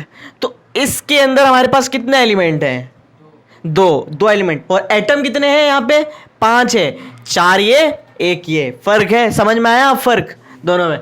तो यहाँ पर हमारे पास 2 एलिमेंट मौजूद है। अब जितने भी एलिमेंट मौजूद होंगे उसके बीच में हमेशा प्लस लग जाएगा, याद रखिएगा, ठीक है। तो यहाँ पर 2 एलिमेंट है तो इनके दरमियान एक प्लस लग जाएगा। तो हमारे पास नाइट्रोजन और हाइड्रोजन, इनके दरमियान हमने प्लस लगा दिया। दूसरा रूल क्या है, आप देखो कि इसका जो पहला एलिमेंट है उसका एटॉमिक मास क्या है, इसलिए मैंने आप लोगों को एटॉमिक मास याद करवाए हैं वो सारे एलिमेंट के। तो नाइट्रोजन का एटॉमिक मास आप लोगों ने याद कर लिया होगा, बताइए नाइट्रोजन का 14 है, गुड। अच्छा 14 के नीचे 1 है तो ये जो एटॉमिक मास है ये मल्टीप्लाई हो जाएगा, इसके नीचे जो भी है वो 1 से मल्टीप्लाई हो गया तो 14 1 जा 14 ही आएगा। अब आइए हाइड्रोजन के पास, हाइड्रोजन का एटॉमिक मास क्या है, 1 है, और इसका एटॉमिक मास किससे मल्टीप्लाई होगा, जो कि इसके नीचे लिखा होगा। तो इसके नीचे क्या लिखा हुआ है, इसके नीचे 4 लिखा हुआ है, तो ये 1 किससे मल्टीप्लाई होगा, 4 के। ये है रूल, सिंपल से। सबसे पहले क्या देंगे, एलिमेंट, हर एलिमेंट के बीच में एक प्लस लगा देंगे। उसके बाद क्या देंगे, एटॉमिक मास, उसके एटॉमिक मास को किससे मल्टीप्लाई कर देंगे, जो भी नीचे लिखा होगा उससे हम मल्टीप्लाई कर देंगे, जो भी नीचे लिखा होगा उसको हम उसके एटॉमिक मास से मल्टीप्लाई कर देंगे, ठीक है। ये है रूल। चले सेकेंड स्टेप में क्या हो जाएगा, 14 1 जा 14, सिंपल मल्टीप्लाई होकर 14, और यहाँ पर आ गया 1 4 जा 4, तो 14 + 4 हमारे पास आ गया 18। ये जो 18 आया है हमारा, ये हमारा क्या आ गया है, मॉलिक्यूलर मास, लेकिन कंप्लीट नहीं हुआ, यूनिट बाकी है। यूनिट क्या है, AMU। अब हम इसे कह सकते हैं कि हमने क्या फाइंड आउट कर दिया है, हमने NH4 का मॉलिक्यूलर मास फाइंड आउट कर दिया। AMU stand for atomic mass unit, ठीक है बच्चों, याद रखिएगा इसको भी। अब आते हैं सेकंड क्वेश्चन की तरफ। सेकंड क्वेश्चन के अंदर देखिए कितने एलिमेंट है हमारे पास, 1 2 3, हाइड्रोजन, सल्फर, ऑक्सीजन, 3 एलिमेंट है। तीनों के दरमियान हम क्या लगाएंगे, तीनों के दरमियान प्लस लगाएंगे हम। तो इन दोनों के दरमियान क्या है, 1 प्लस, और इन दोनों के दरमियान क्या है, 1 प्लस, ठीक है, लगा दिया हमने प्लस। अब हम क्या करेंगे, हम मल्टीप्लाई करेंगे किसको, ये नीचे जो भी लिखा हुआ है उसको मल्टीप्लाई कर देंगे इसके एटॉमिक मास से। तो नीचे यहाँ पर क्या है, 2 है, 2 मल्टीप्लाई हुआ किससे, हाइड्रोजन के एटॉमिक मास से। हाइड्रोजन का एटॉमिक मास कितना है, 1 है, लो 1 लिख दिया। अब आओ सल्फर, सल्फर के नीचे क्या है, 1 है, नहीं लिखा हुआ, 1 है यहाँ पे, तो 1 किससे मल्टीप्लाई हो जाएगा, सल्फर के एटॉमिक मास से। सल्फर का एटॉमिक मास क्या है, सल्फर का एटॉमिक मास है 32। ओके, ऑक्सीजन के नीचे क्या है, ऑक्सीजन के नीचे है 4, 4 किससे मल्टीप्लाई हो जाएगा, 4 मल्टीप्लाई हो जाएगा ऑक्सीजन के एटॉमिक मास से। ऑक्सीजन का एटॉमिक मास क्या है, 16। सिंपल, इन सबको आप मल्टीप्लाई कर दो, 2 1 जा 2, 132 जा 32, और 4 मल्टीप्लाई बाय 16 64। अब आप इन सबको ऐड कर दो, तो 2 + 32 + 64 = 98, 98 AMU। तो ये हमने निकाल दिया H2SO4 का एटॉमिक मास। आ रहा है समझ में आप लोगों को, इसको करें कॉपी जल्दी से, फिर आगे चलते हैं हम, ठीक है बच्चों। अब आते हैं हम थर्ड एलिमेंट की तरफ। थर्ड एलिमेंट, थर्ड जो क्वेश्चन है हमारे पास, इसके अंदर एलिमेंट कितने हैं हमारे पास, इसके अंदर एलिमेंट है 1 कैल्शियम, 2 कार्बन, 3 ऑक्सीजन, 3 एलिमेंट है। तो इनके दरमियान भी प्लस लग जाएंगे, इन दोनों के दरमियान प्लस, इन दोनों के दरमियान प्लस लगा दिया, ठीक है। अब 1 को मल्टीप्लाई कर देंगे, कैल्शियम के नीचे 1 है ना, तो 1 मल्टीप्लाई होगा किससे, इसके एटॉमिक मास से। कैल्शियम का एटॉमिक मास होता है 40, गुड बच्चों। कार्बन के नीचे क्या है, 1 है, 1 किससे मल्टीप्लाई हो जाएगा, कार्बन के एटॉमिक मास से। कार्बन का एटॉमिक मास क्या होता है, 12 होता है, 12। अच्छा, ऑक्सीजन के नीचे क्या है, 3 है, 3 किससे मल्टीप्लाई हो जाएगा, ऑक्सीजन के एटॉमिक मास से, जो कि 16 होता है, ठीक है। आप बोर्ड मास रूल के तहत इसे सॉल्व कर लो, मल्टीप्लाई कर देंगे, पहले 40 आ जाएगा, प्लस 1 2 जा 12, प्लस 16 3 जा 48। आप इन तीनों को अब ऐड कर दो, इन तीनों को ऐड करोगे तो हमारे पास आ जाएगा 100 AMU, ठीक है, इजी था। अब हम चलते हैं लास्ट, जो हमारा मॉलिक्यूलर मास है, इसको भी हम फाइंड आउट कर देते हैं लगे हाथ। तो देखें यहाँ पर फ़र्क, यहाँ पर सिर्फ ये है कि यहाँ पे एक ब्रैकेट मौजूद है, इसका क्या करना है मैं भी बता देता हूँ आप लोगों को, लेकिन इससे घबराना नहीं है आप लोगों को। ये जो ब्रैकेट है ना, ब्रैकेट के नीचे जो 3 है, ये 3 इस सल्फर के साथ भी है और ये 3 इस ऑक्सीजन के साथ भी है, ठीक है। तो उस 3 को आप क्या करोगे, बाहर ही रखोगे उस 3 को। देखेंगे कैसे, एल्यूमिनियम जो है ना, एल्यूमिनियम के एटॉमिक मास को आप लिख दो, एल्यूमिनियम के नीचे क्या है 2 है, और 2 किससे मल्टीप्लाई हो जाएगा, एल्यूमिनियम के एटॉमिक मास से। एल्यूमिनियम का एटॉमिक मास क्या होता है 27, ठीक है। नया एलिमेंट शुरू, बीच में आ गया प्लस, ठीक है, लेकिन ब्रैकेट भी है, ब्रैकेट लगा दो, ठीक है, ओके। अब क्या है, सल्फर है, सल्फर का एटॉमिक मास क्या है, सल्फर के नीचे 1 है तो 1 किससे मल्टीप्लाई हो जाएगा, सल्फर के एटॉमिक मास से। सल्फर का एटॉमिक मास क्या है 32। फिर नया एलिमेंट शुरू, अंदर देखें ऑक्सीजन है तो बीच में क्या आ जाएगा प्लस, ऑक्सीजन के नीचे क्या है 4 है तो 4 किससे मल्टीप्लाई हो जाएगा 16 से, गुड। और इस 3 का क्या करना है, बाहर ही रखेंगे क्योंकि ये 3 इन दोनों के साथ है, ठीक है। अब आते हैं हम मल्टीप्लाई करते हैं इन दोनों को, तो 2 multiply by 27 is 54 plus bracket के अंदर वैल्यूज को सॉल्व करते हैं, 1 मल्टीप्लाई बाई 32 हमारे पास आ जाएगा 32, फिर 4 मल्टीप्लाई बाई 16 हमारे पास आ जाएगा 64, बाहर 3 है। बोर्ड मास रूल, बोर्ड मास रूल को आप मैं एक दफ़ा बता देता हूँ। ब्रैकेट आएगा पहले, डिवाइड आएगा तो डिवाइड करना, मल्टीप्लाई आएगा तो मल्टीप्लाई करना, ऐड हो रहा होगा तो ऐड करना, सब्ट्रैक्ट हो रहा होगा तो सब्ट्रैक्ट करना, हाँ लेकिन असेंडिंग ऑर्डर में देखिएगा। पहले हमेशा ब्रैकेट सॉल्व होगा, फिर नंबर सॉल्व होगा, फिर उसके ऊपर डिवाइड सॉल्व होगा, फिर मल्टीप्लाई हो रहा होगा वो होगा, फिर ऐड हो रहा होगा वो होगा, फिर सब्ट्रैक्ट जो हो रहा होगा वो होगा, ठीक है। अब आप पहले ऐड नहीं कर सकते, पहले ऐड से पहले आपको मल्टीप्लाई करना होगा बोर्ड मास रूल के तहत, ठीक है। तो अभी आप हम क्या करेंगे, उससे भी पहले मल्टीप्लाई करने से भी पहले आप क्या करोगे, डिवाइड तो हो नहीं रहा, उससे भी पहले आप देखोगे नंबर है कहीं पर, नहीं नंबर भी नहीं है, पावर नहीं है कहीं पर भी। उसके बाद आप देखो ब्रैकेट है जी है, तो हम क्या करते हैं पहले ब्रैकेट को सॉल्व कर लेते हैं। ब्रैकेट के अंदर 2 वैल्यूज़ हैं तो इन दोनों को हम क्या कर देंगे, ऐड कर देंगे, तो 32 प्लस 64 हमारे पास आ जाएगा 96, सही है। अब ये हमारे पास ब्रैकेट अंदर सॉल्व हो गया, बाहर 3 है और यहाँ पर हमारे पास 54 मौजूद है। फिर बोर्ड मास रूल क्या कह रहा है, प्लस नहीं कर सकते, प्लस से पहले ऐड से पहले हमें क्या करना होगा, हमें मल्टीप्लाई करना होगा। तो 96 और 3 आपस से मल्टीप्लाई हो रहे हैं, तो जब ये दोनों मल्टीप्लाई होंगे तो हमारे पास क्या वैल्यू आएगी बच्चे, 96 3 ये आएगा हमारे पास 288, ठीक है। अब आप जाके इस 288 को और इस 54 को ऐड कर सकते हो, और जैसे ही आप इसे ऐड करोगे तो हमारे पास आंसर आ जाएगा, जगह कम पड़ रही है आप लोग ने नीचे कर देना है, हमारे पास आंसर आ जाएगा 342 AMU। Dates how it has been solved, ठीक है बच्चों। इसको कॉपी करो, इसको समझो और भी अपने से बनाओ, और बुक में मौजूद है तो उन्हें भी बनाओ सारे। चलें, बेस्ट ऑफ लक। हो गया पहला कुछ।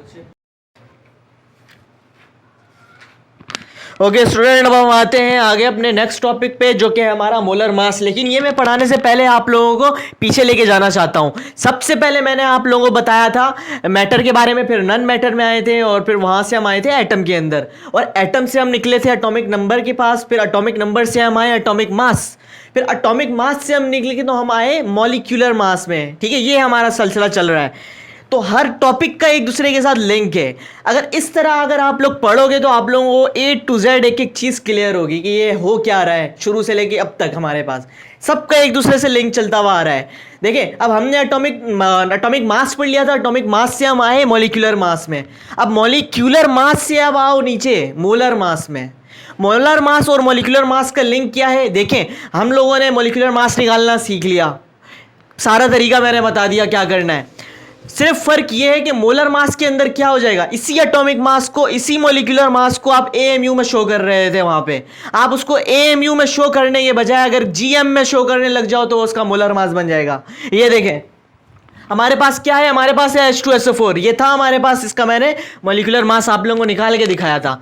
एक दफ़ा फिर से बता देता हूँ, नीचे 2 है, मल्टीप्लाई हो जाएगा 1 से, प्लस नया एलिमेंट शुरू है, प्लस 1 मल्टीप्लाई होगा 32 से, और 4 मल्टीप्लाई होगा 16 से। इनको आप सॉल्व करोगे तो सॉल्व करने के बाद हमारे पास आ जाता था 98, ठीक है। इसी तरह मॉलिक्यूलर मास निकाल रहे थे, शॉर्टकट में बता रहा हूँ हम लोगों को।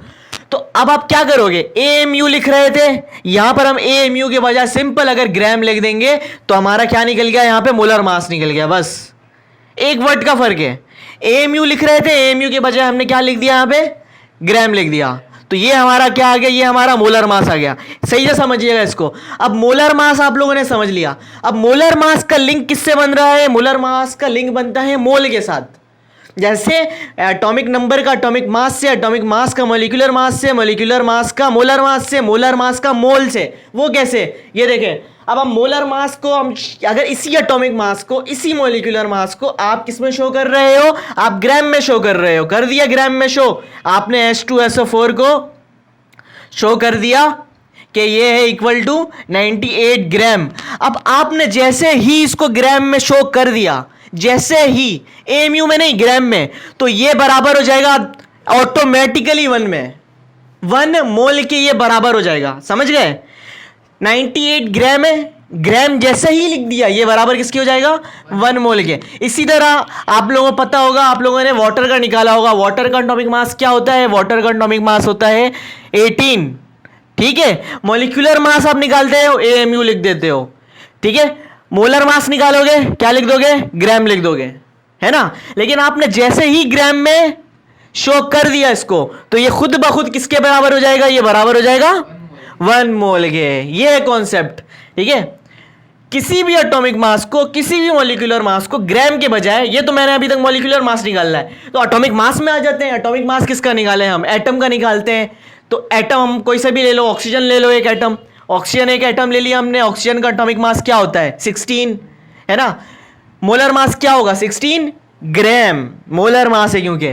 और जैसे ही आपने इसको ग्राम में शो कर दिया, तो ये खुद ब खुद किसके इक्वल हो गया, 1 मोल के इक्वल। ये है कॉन्सेप्ट, समझ में आया। सिंपल सिंपल लिंक है इसका मोलर मास के साथ, जैसे ही ग्राम में लिख दिया मोल बन गया वो। अब लास्ट एवोगाड्रो नंबर, इसको भी आप गौर से समझिएगा, इसका भी लिंक बनता है किसके साथ, इसका लिंक बनेगा मोलर मास के, मोल के साथ। जिस तरह मॉलिक्यूलर मास का मोलर मास से बन रहा था, मोल का मोलर मास से बन रहा था।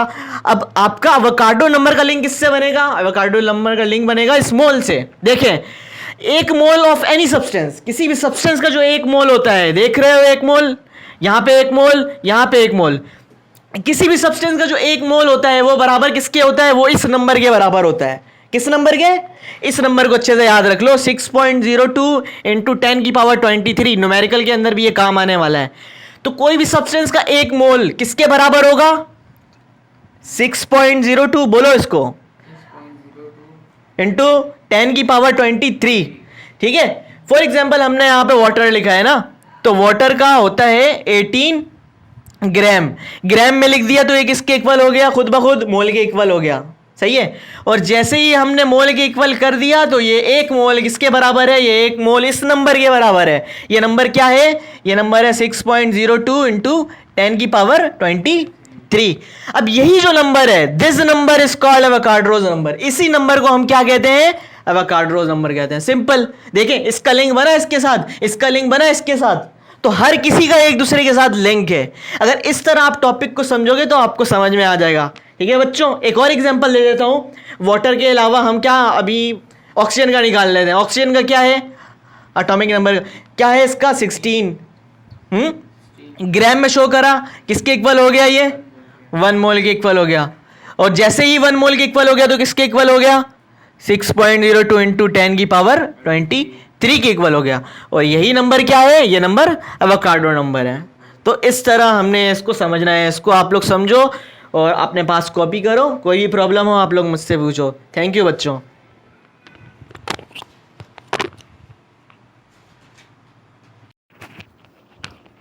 अच्छा बच्चों, कल हमने पढ़ लिया था मॉलिक्यूलर मास और उसका मोल निकालना था, मोल की डेफिनेशन बताई थी, और उसके बाद हमने पढ़ा था एवोगाड्रो नंबर पढ़ लिया था। ये तीनों टॉपिक मैंने आपको पढ़ा दिया था और तीनों का एक दूसरे के साथ लिंक था, ठीक है। अब हम आते हैं न्यूमेरिकल के सेक्शन में। जो न्यूमेरिकल का सेक्शन है उसके अंदर जो है हमारे मोल और एवोगाड्रो नंबर के अंदर से हमारे न्यूमेरिकल सारे होते हैं, ठीक है। तो कल तो मैंने सिर्फ आप लोगों को डेफिनेशन बताई थी, लेकिन आज मैं आप लोगों को उसके फॉर्मूले भी बता देता हूँ।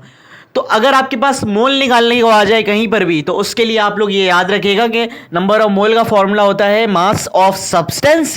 सब्सटेंस का जो मास जो कि गिवन होगा क्वेश्चन के अंदर, उसको हम डिवाइड कर देंगे एटॉमिक मास से, अगर एटम गिवन होगा तो, और अगर मॉलिक्यूल गिवन होगा तो हम उसको डिवाइड करेंगे मॉलिक्यूलर मास से। ठीक है, इस बात को समझिएगा, आगे मैं समझाऊंगा अभी क्वेश्चन में। और अगर एवोगाड्रो नंबर आ गया किसी भी क्वेश्चन के अंदर तो उसका फॉर्मूला होगा number of atom is equal to mass of substance divide by atomic mass या फिर मॉलिक्यूलर मास। सही है, एक चीज का इजाफा हो जाएगा और वो है एवोगाड्रो नंबर का n और a, इसको हम कहते हैं एवोगाड्रो नंबर। एवोगाड्रो नंबर का सिंबल होता है ये n और उसके नीचे कैपिटल है लेकिन छोटा। ठीक है, प्रीफिक्स उसकी छोटी होगी Na। एक तो सोडियम होता है ना, नहीं वो सोडियम नहीं है, सोडियम में n स्मॉल है। ठीक है, ये एवोगाड्रो नंबर का सिंबल है, कैपिटल N कैपिटल A, लेकिन A जो होगा उसकी जो प्रीफिक्स है वो छोटी सी होगी और n के नीचे होगा ये। ठीक है, अब ये है दो फॉर्मूले हमारे पास और ये हमारे काम आने वाले हैं। अब हम स्टार्ट करते हैं। जो फर्स्ट क्वेश्चन है हमारे पास नंबर ऑफ मोल निकालने को कह रहा है। उसके अंदर देखें, calculate the number of mole, find out करें क्या नंबर ऑफ मोल। तो हम क्या बनाएंगे, डेटा। डेटा का मतलब क्या होता है बच्चे, जहां पर क्वेश्चन के अंदर जो जो हमारे पास इंफॉर्मेशन गिवन है उसको हम तरतीब से लिख देंगे, उसको हम कहते हैं डेटा। ठीक है, तो क्वेश्चन के अंदर हमारे पास क्या क्या इंफॉर्मेशन है, हमें कह रहा है कि नंबर ऑफ मोल को कैलकुलेट करो। तो नंबर ऑफ मोल को हम कैलकुलेट कर लेते हैं। तो नंबर ऑफ मोल के आगे हम लिख देंगे क्वेश्चन मार्क, ये हमें चाहिए। ठीक है, और क्या है, इन 40 gram, gram is the unit of mass, mass की यूनिट होती है ना ग्राम, फिजिक्स में पढ़ा होगा। तो मास की यूनिट होती है ग्राम। तो हमें ये बताइए कि number of mole is equal to mass of substance. आया मास ऑफ सब्सटेंस, तो ये आपके पास क्या गिवन है, आपके पास मास ऑफ सब्सटेंस गिवन है। ठीक है, ये हमने मास ऑफ सब्सटेंस लिख दिया और मास ऑफ सब्सटेंस हमारे पास कितना है, हमारे पास है 40 ग्राम। उसके बाद अब आओ 40 gram of what, 40 gram of Na, sodium. Sodium का आपको 40 ग्राम गिवन है। अच्छा, तो अब मैं आपको बताता हूं ये क्या है, एटॉमिक मास होगा या फिर मॉलिक्यूलर मास होगा। अगर सोडियम एक एटम है तो उसका एटॉमिक मास निकलेगा, और अगर सोडियम एक मॉलिक्यूल है तो उसका मॉलिक्यूलर मास निकलेगा। तो सोडियम क्या है, एटम है या मॉलिक्यूल है? Sodium is an atom. अगर ये दो एटम आपस में मिलते तब जाके मॉलिक्यूल बनता ना। अगर सोडियम के साथ फॉर एग्जांपल क्लोरीन आ जाता तब जाके मॉलिक्यूल बनता ना। अभी तो मॉलिक्यूल नहीं है, अभी क्या है, अभी सिंपल हो, सिर्फ एटम है। Sodium is an atom. तो इसका एटॉमिक मास निकलेगा या मॉलिक्यूलर मास निकलेगा? इसका एटॉमिक मास निकलेगा। ठीक है, ये है इस फॉर्मूले के अंदर। तो इसका हमने क्या निकालना है, इसका हमने एटॉमिक मास निकालना है। हाँ, अगर मॉलिक्यूल होता तो हम इसका क्या निकालते, मॉलिक्यूलर मास निकालते हैं। तो atomic mass of what, atomic mass of sodium is, sodium का एटॉमिक मास आप लोग ने याद किया हुआ है, क्या है सोडियम का एटॉमिक मास, क्या है सोडियम का है 23। ठीक है, और एटॉमिक मास की यूनिट बता दें AMU। ये बन गया हमारे पास डेटा कंप्लीट। इसके अलावा हमारे पास और कुछ भी मौजूद नहीं है। तो अब हम आते हैं सॉल्यूशन के अंदर। सॉल्यूशन के अंदर हम क्या करेंगे, फॉर्मूला लगाएंगे, वैल्यू पुट करेंगे, आंसर आ जाएगा। ठीक है, कैलकुलेटर है, कैलकुलेटर नहीं है, चलो कोई बात नहीं, बुक में इसका आंसर होगा, वो देखना, सॉल्व कर लेना तो बताना।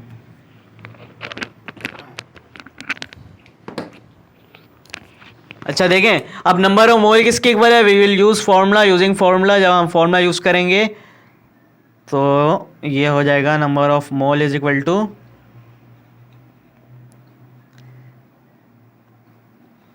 मास of substance divide by atomic mass, molecular mass नहीं, एटॉमिक मास। ये हमने लगा दिया फॉर्मूला, एटॉमिक मास। अब हम वैल्यू पुट कर देते हैं। मास ऑफ सब्सटेंस की वैल्यू क्या थी 40 और एटॉमिक मास की वैल्यू क्या थी 23। 40 को 23 से आप डिवाइड कर दो, जो भी आएगा वो आपका क्या होगा, वो आपका होगा नंबर ऑफ मोल 1.73।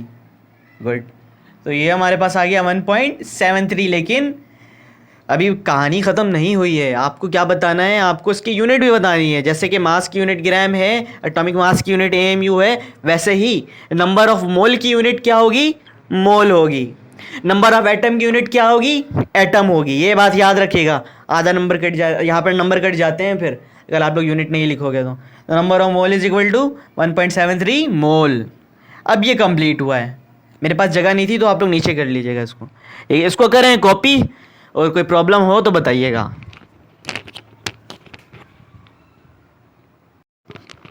अच्छा, यहाँ पर देखिए बच्चे, सेकंड क्वेश्चन के अंदर आते हैं, उसी का ही पार्ट है, लेकिन इसके अंदर जो है हमारे पास कह रहा है कि मास निकालें। उधर कह रहा था मोल निकालें, यहाँ कह रहा है मास निकालें। What is the mass? Mass क्या होगा? ठीक है, mass of what? Mass of 4 moles of carbon dioxide. Means यहाँ पर मोल्स गिवन है, नंबर ऑफ मोल गिवन है। उस क्वेश्चन के अंदर कह रहा था number of mole find out करो, यहाँ पर नंबर ऑफ मोल दे दिया है हमें, और नंबर ऑफ मोल कितना दिया है? 4 मोल दे दिया है। ठीक है, तो हम ये लिख लेते हैं डेटा के अंदर हमारे पास जो इन्फॉर्मेशन मौजूद है। नंबर ऑफ मोल हमारे पास है 4, और यूनिट लिखना मत भूलिएगा, 4 मोल। ठीक है, of what? Of carbon dioxide. Okay, अब यहां पर कार्बन डाइऑक्साइड हमारा क्या होगा? एटम है या मॉलिक्यूल है? कार्बन डाइऑक्साइड, वेरी गुड, ये मॉलिक्यूल है, क्योंकि यहाँ पे कार्बन का भी एक एटम मौजूद है, यहाँ पे ऑक्सीजन के भी एटम 2 मौजूद हैं, एटम 2 मौजूद हैं ऑक्सीजन के 2 है उधर। ठीक है, तो जब 2 या 2 से ज्यादा एलिमेंट एटम आपस में मिल जाते हैं तो वो मॉलिक्यूल बनाते हैं, है ना। तो ये हमारे पास मॉलिक्यूल है, और मॉलिक्यूल का क्या निकलेगा? मॉलिक्यूलर मास निकलेगा। ठीक है, तो डेटा के अंदर भी आप क्या लिखोगे? एटॉमिक मास नहीं लिखोगे इस दफा मॉलिक्यूलर मास लिखोगे, क्योंकि ये मॉलिक्यूल है इस वजह से। ओके, तो मॉलिक्यूलर मास ऑफ CO2 ये हमने लिख दिया डेटा में, हमें फाइंड आउट करना होगा मॉलिक्यूलर मास ऑफ CO2। अब जिन बच्चों की प्रैक्टिस है तो वो तो निकाल लेंगे इजीली, और जिन बच्चों की प्रैक्टिस नहीं है वो जाएंगे रफ वर्क के अंदर, पहले बार जाकर देखेंगे। रफ वर्क चलें बच्चों, आप लोगों के लिए मैं कोने में कर देता हूँ। यहाँ पर देखें, कार्बन का एटॉमिक मास क्या होता है? 12 होता है, नया एलिमेंट शुरू बीच में लग गया, प्लस ऑक्सीजन के नीचे क्या है? ऑक्सीजन के नीचे 2 है, 2 किससे मल्टीप्लाई होगा? ऑक्सीजन के एटॉमिक मास से। ऑक्सीजन का एटॉमिक मास है 16, ठीक है, 12 1 से मल्टीप्लाई होगा, उसके नीचे 1 था, तो 12 + 32, 12 + 32 आ गया हमारे पास 44। ये हमारे पास क्या आया बच्चों? 44। 44 is the molecular mass of carbon dioxide CO2। ठीक है, मॉलिक्यूलर मास ऑफ CO2 क्या है? 44। ओके, और मॉलिक्यूलर मास निकालने हैं तो हम इसकी यूनिट ज़रूर लिखेंगे AMU, वरना हमने नहीं निकाला कुछ भी, AMU लिखना लाजमी है। ठीक है, और बच्चों हमें क्या फाइंड आउट करना था इस क्वेश्चन के अंदर? हमें चाहिए था what is the mass of substance चाहिए इस दफ़ा हमें। ठीक है, इस दफ़ा हमें मास ऑफ सब्सटेंस चाहिए। आया समझ में? मास ऑफ सब्सटेंस चाहिए। तो अब हम कौन सा फॉर्मूला यूज़ करेंगे यहाँ पे? डेटा में देखो, डेटा के अंदर कौन कौन सी चीज़ें मौजूद है? नंबर ऑफ मोल मौजूद है, मॉलिक्यूलर मास मौजूद है, मास ऑफ सब्सटेंस मौजूद है, तो वही फॉर्मूला है एक, number of mole is equal to number of mole is equal to mass of substance divide by molecular mass. Good, इस दफ़ा मॉलिक्यूल है क्योंकि मॉलिक्यूलर मास। ठीक है, अब यहाँ पर हमें क्या करना है? हमें वैल्यूज़ को पुट कर देनी है। और आप लोगों को मैंने मैथ के अंदर ये बताया था कि जो चीज़ हमें चाहिए होती है हम उसको इक्वल के एक दूसरे साइड पे रखते हैं, और जो जो उसके साथ हैं चर्बी वगैरह, हड्डी वगैरह, उन सबको हम क्या कर लेते हैं? दूसरे साइड ले जाते हैं, अलग कर लेते हैं। तो हमें क्या चाहिए? हमें मास ऑफ सब्सटेंस चाहिए, लेकिन इसके नीचे क्या है? मॉलिक्यूलर मास भी आ रहा है, तो इसको हम क्या कर लेंगे? अलग कर लेंगे। इसको जब आप अलग करोगे, यानी यहाँ से उठाकर यहाँ लेकर आओगे, ठीक है, तो ये अलग हो गया आपका मास ऑफ सब्सटेंस, और यहाँ पे ये डिवाइड हो रहा था मॉलिक्यूलर मास, तो यहाँ पर आके ये मल्टीप्लाई हो जाएगा मॉलिक्यूलर मास। सही है, और किससे मल्टीप्लाई होगा? ये किससे मल्टीप्लाई होगा? ये होगा नंबर ऑफ मोल से, नंबर ऑफ मोल से। ये हमने निकाल दिया मास of substance, mass of substance. अब आप वैल्यू पुट कर दो। नंबर ऑफ मोल की वैल्यू क्या गिवन है? 4 मौजूद है। मॉलिक्यूलर मास क्या निकाला था हमने? 44 निकाला था, तो 44 मल्टीप्लाई बाय 4, ये हमारे पास आ जाएगा 176। 176, ठीक है। मास ऑफ सब्सटेंस को मैं इधर लिख देता हूँ, वहाँ लिखे यहाँ लिखे एक ही बात है ना। तो ये हमने निकाल लिया मास ऑफ सब्सटेंस, तो 176 इज द आंसर। ठीक है, नहीं, मास की यूनिट कौन बताएगा? मास की यूनिट, मोल की यूनिट मोल होती है, नंबर ऑफ मोल की यूनिट मोल है। मास की यूनिट क्या होगी? ग्राम होगी, बताया ना। तो हम 176 ग्राम लिखेंगे, अब जाके हमें नंबर मिलने वाले हैं पूरे इंशाल्लाह। ठीक है बच्चों, इसको कॉपी करो, इसको समझो, कोई भी प्रॉब्लम हो मुझसे पूछो।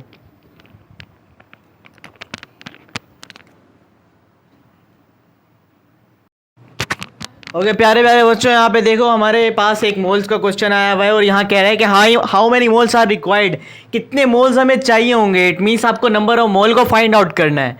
सो the number of moles will be written as question mark. Okay, how many moles are required to prepare 40 gram. 40 gram, आपको ग्राम दिख गया तो इसका मतलब that is mass of substance. So the mass of substance is 40 gram.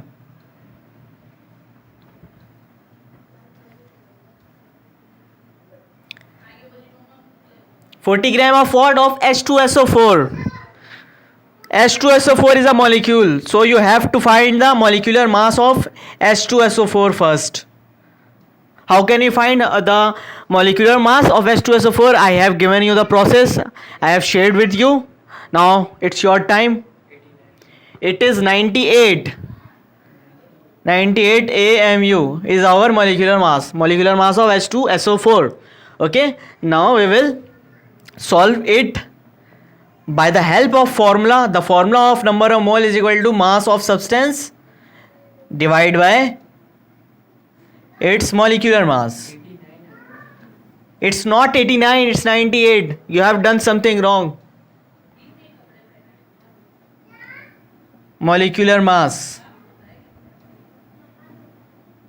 of substance is 40, molecular mass is 98.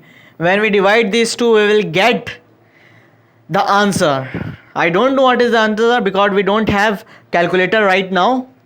So this is enough from me. Now it's your time.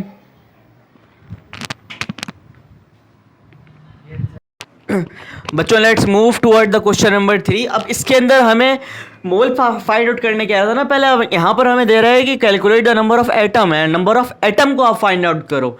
ठीक है, और जैसे ही अगर आपको नंबर ऑफ एटम दिख जाए, आपके जहन में ये दूसरा फॉर्मूला होना चाहिए। दूसरा फॉर्मूला क्या है? Number of atom is equal to mass of substance divide by atomic mass या मोलिकुलर मास। है तो वही चीज जो कि मोल में थी, लेकिन एक चीज का इजाफा हो जाएगा और वो है अवोगाड्रो नंबर। ठीक है, अवोगाड्रो नंबर का इजाफा हो जाएगा। जैसे ही आपने देख लिया कि आपको नंबर ऑफ एटम कैलकुलेट करना है, तो सबसे पहले ये फॉर्मूला आना चाहिए दिमाग में। ठीक है, चले हम लिख देते हैं यहाँ पर कि हमें नंबर ऑफ एटम को क्या करना है? फाइंड आउट करना है।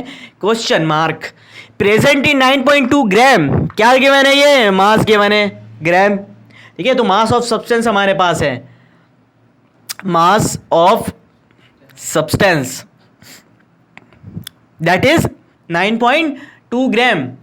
और उसके बाद हमारे पास है 9.2 gram of what? Of calcium, Ca। ठीक है, तो अब बताइए कि कैल्शियम एक एटम है या मॉलिक्यूल है? एटम है। ठीक है, तो इसका एटॉमिक मास होगा, atomic mass of calcium is,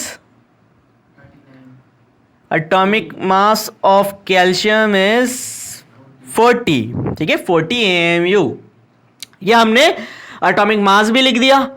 okay, और डेटा के अंदर और क्या चीज़ आ सकती है? देखें, नंबर ऑफ एटम आया आपके दिमाग में, वैसे ही वो फॉर्मूला याद आना चाहिए। तो उसके अंदर क्या है? मास ऑफ सब्सटेंस है, हाँ यहाँ पर है हमारे पास मास ऑफ सब्सटेंस। उसके अंदर क्या है? एटॉमिक मास है, हाँ एटॉमिक मास है हमारे पास। उसके अंदर क्या है? नंबर ऑफ एटम है, हाँ हमारे पास नंबर ऑफ एटम भी है। लेकिन एक चीज़ मिसिंग है, एवोगाड्रो नंबर मिसिंग है। तो हमने क्या लिख देना है यहाँ पे? Avogadro number. डेटा के अंदर आप एक चीज़ और ऐड कर दो कि हमें एवोगाड्रो नंबर भी गिवन है। एवोगाड्रो नंबर की वैल्यू गिवन है हमें क्या? गिवन है हमें क्या एवोगाड्रो नंबर की वैल्यू? आप लोगों ने कल याद किया हुआ था, याद आ गया जी, वही वैल्यू है। ठीक है, तो 6.02 इंटू 10 की पावर 20, हर क्वेश्चन के अंदर यही वैल्यू ही रहेगी। एवोगाड्रो नंबर की फिक्स्ड वैल्यू यही रहेगी हर क्वेश्चन के अंदर। ठीक है, तो ये हमारे पास एवोगाड्रो नंबर है। एवोगाड्रो नंबर का सिंबल हमारे पास ये है। हमें क्या करना है? नंबर ऑफ एटम को फाइंड आउट करना है। तो हम क्या करेंगे? हम फॉर्मूला लगा देंगे using formula, formula of what? Formula of number of atom. चलें, तो हमने यहाँ पर number of atom find out करना है। Number of atom is equal to mass of substance divide by हाँ एटॉमिक मास, और ये जो है मास ऑफ सब्सटेंस ये मल्टीप्लाई हो जाएगा अवोगाड्रो नंबर से। अब वैल्यू को पुट कर दो सबकी अपने उसके उसके जगह पे। नंबर ऑफ एटम में चाहिए, हमने ऐसे ही चला के रखना है उसको। मास ऑफ सब्सटेंस है 9.2 और एटॉमिक मास है 40। ठीक है, तो पहले इन दोनों को डिवाइड करोगे और जो हमारे पास आंसर आएगा उसको आप मल्टीप्लाई कर दोगे 6.02 इंटू 10 की पावर 23 से। ठीक है, या तो इन दोनों को मल्टीप्लाई करके इससे डिवाइड कर दो, जैसा चाहो आप लोग कर सकते हो। ठीक है, तो हमारे पास आ जाएगा क्या, नंबर ऑफ एटम आ जाएगा। नंबर ऑफ एटम की वैल्यू हमारे पास क्या आ रही है बच्चों, 1.384 इंटू 10 की पावर 23 एटम। ठीक है, एटम, क्योंकि नंबर ऑफ एटम की यूनिट क्या होती है, एटम होती है, बताया था आप लोगों को। ठीक है, तो ये है तरीकेकार, ये है प्रोसीजर नंबर ऑफ एटम को फाइंड आउट करने का। ठीक है, hope you all are doing exceptional. आ रहा है समझ में? ठीक है, इसको कॉपी करें बच्चों।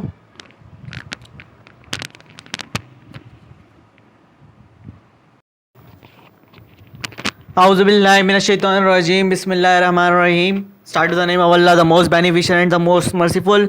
जुम्मा मुबारक बच्चों, उम्मीद है आप लोग सब खुश होगे, खैरियत से होगे। खुशी का दिन है क्योंकि इसको हम छोटी ईद भी कहते हैं। ओके बच्चों, तो हम लोगों ने कल कहाँ तक पढ़ा था, हम लोगों ने पढ़ा था नंबर ऑफ एटम को फाइंड आउट करना हमने सीख लिया था, नंबर ऑफ मोल को हमने फाइंड आउट करना सीख लिया था। ठीक है, तो हमारा जो नेक्स्ट क्वेश्चन है उसके अंदर भी मुझे एक number of mole find out करने कह रहा है और साथ साथ कह रहे हैं कि नंबर ऑफ मॉलिक्यूल भी फाइंड आउट करें। अब देखिए, एटम कब बनेगा और मॉलिक्यूल कब बनेंगे। एटम जब वो सिंगल होते हैं, कोई भी एलिमेंट अगर वो सिंगल हो एटम है। ठीक है, जब वो दो एलिमेंट आपस में मिल जाते हैं तो अब वो मॉलिक्यूल हो जाएंगे। अच्छा, पिछले क्वेश्चन के अंदर सोडियम था, क्या था क्वेश्चन के अंदर, क्या था, एटम, सोडियम था आई गेस। तो सोडियम के अंदर आपका क्या है, वो मॉलिक्यूल है या वो एटम है, वो एटम है, सिंगल है। ठीक है, तो हमने क्वेश्चन में देखा था कि नंबर ऑफ एटम लिखा हुआ था जो कि हमें फाइंड आउट करना था, लेकिन यहां पर आप देखेंगे कि यहाँ पर आपको C6H12O6 दिख रहा है जो कि क्या है, एक मॉलिक्यूल है। तो अब यहाँ पर आपको तो ये नहीं बोल सकता कि नंबर ऑफ एटम को फाइंड आउट करो, अब क्या बोलेगा, मॉलिक्यूल की जगह पे नंबर ऑफ मॉलिक्यूल बोलेगा। ठीक है, समझ गए? तो नंबर ऑफ एटम नहीं है इस दफ़ा हमें क्या फाइंड आउट करना है, number of molecule find out करना है। लेकिन दो चीज़ें हैं इस क्वेश्चन के अंदर, दोनों पार्ट करते हैं, ए और बी करके करेंगे। पहले हम मोल निकाल लेते हैं, फिर नंबर ऑफ मॉलिक्यूल्स निकालते हैं। ओके, पहले डेटा बना लेते हैं हम लोग।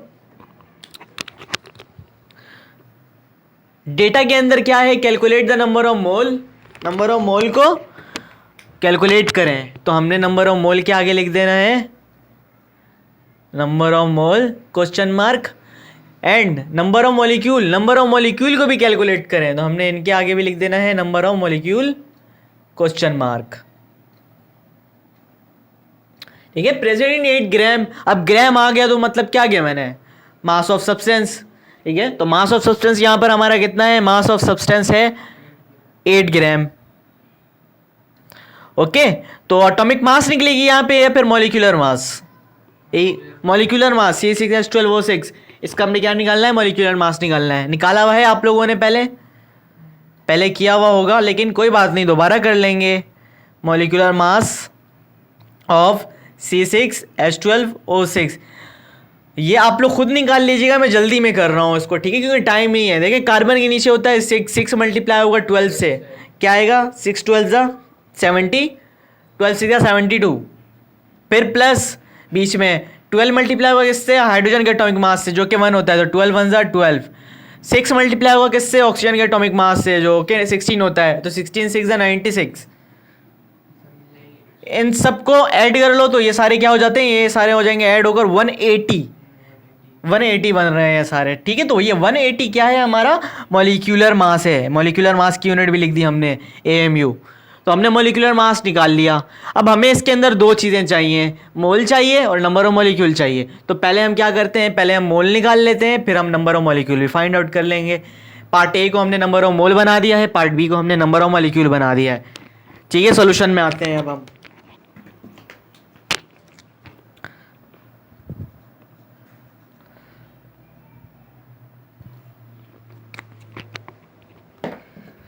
आप पहले मोल फाइंड आउट करने जाओगे तो नंबर ऑफ मोल का फॉर्मूला लगाओगे। सही है, नंबर ऑफ मोल का फॉर्मूला क्या होता है, नंबर ऑफ मोल बराबर होता है mass of substance divide bye, बताओ बच्चों, 180 मास of substance divide by molecular मास।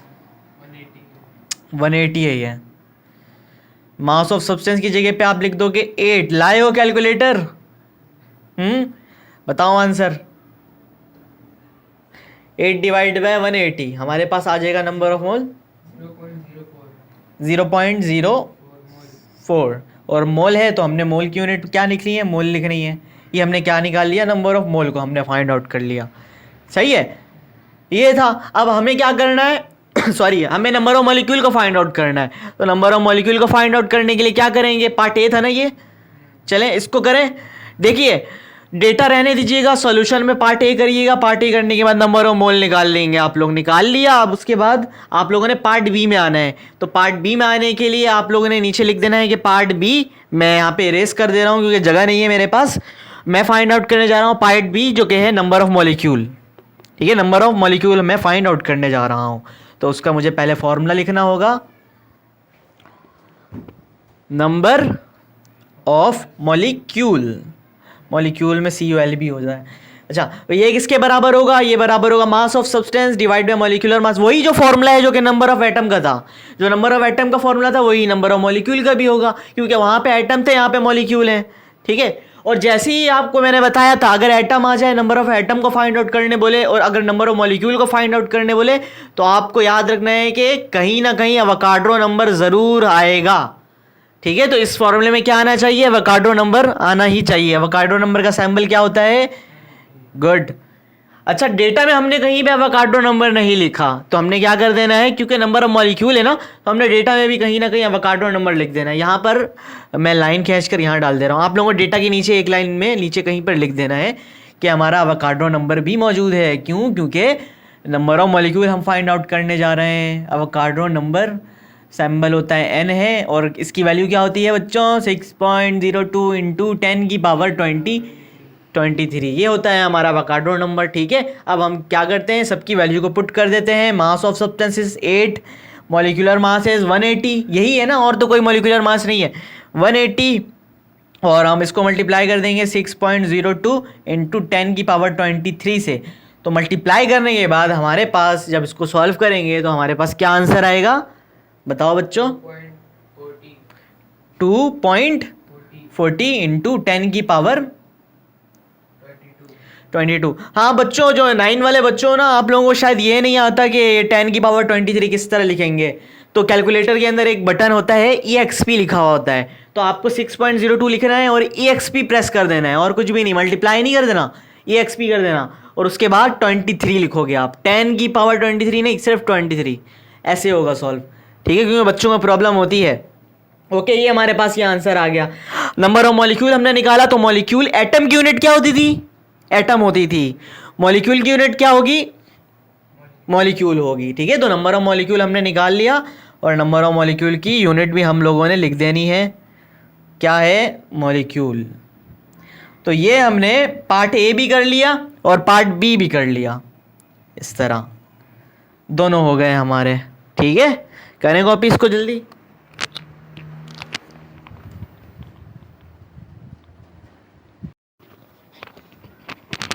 अच्छा प्यारे प्यारे बच्चों, यहाँ पर देखो कि number of mole, same question है। नंबर ऑफ मोल को फाइंड आउट करने कह रहा है और नंबर ऑफ मॉलिक्यूल को फाइंड आउट करने कह रहा है। देखिए, पार्ट ए तो मैं करवा देता हूँ, लेकिन आप पार्ट बी को ज़रा देखिएगा। पार्ट बी के अंदर बिल्कुल सेम चीज़ें हैं जो कि अभी अभी हमने किया है। वहाँ पर 8 ग्राम था, यहाँ पर बस 20 ग्राम है। ठीक है, बाकी मॉलिक्यूल्स भी सेम है, मॉलिक्यूलर मास भी वही निकलेगा, सेम प्रोसीजर होगा। तो ये आप लोग कर लोगे होमवर्क। यहाँ पे मैं लिख देता हूँ, ये आप लोगों का है होमवर्क, और ये आप लोग कर लोगे इजीली। कोई प्रॉब्लम हो तो पूछना। ठीक है, अभी हम यहाँ पे आते हैं। इस पर भी कोई परेशानी नहीं होगी आप लोगों को, लेकिन फिर भी मैं करवा देता हूँ। देखिए, पार्ट ए में क्या है?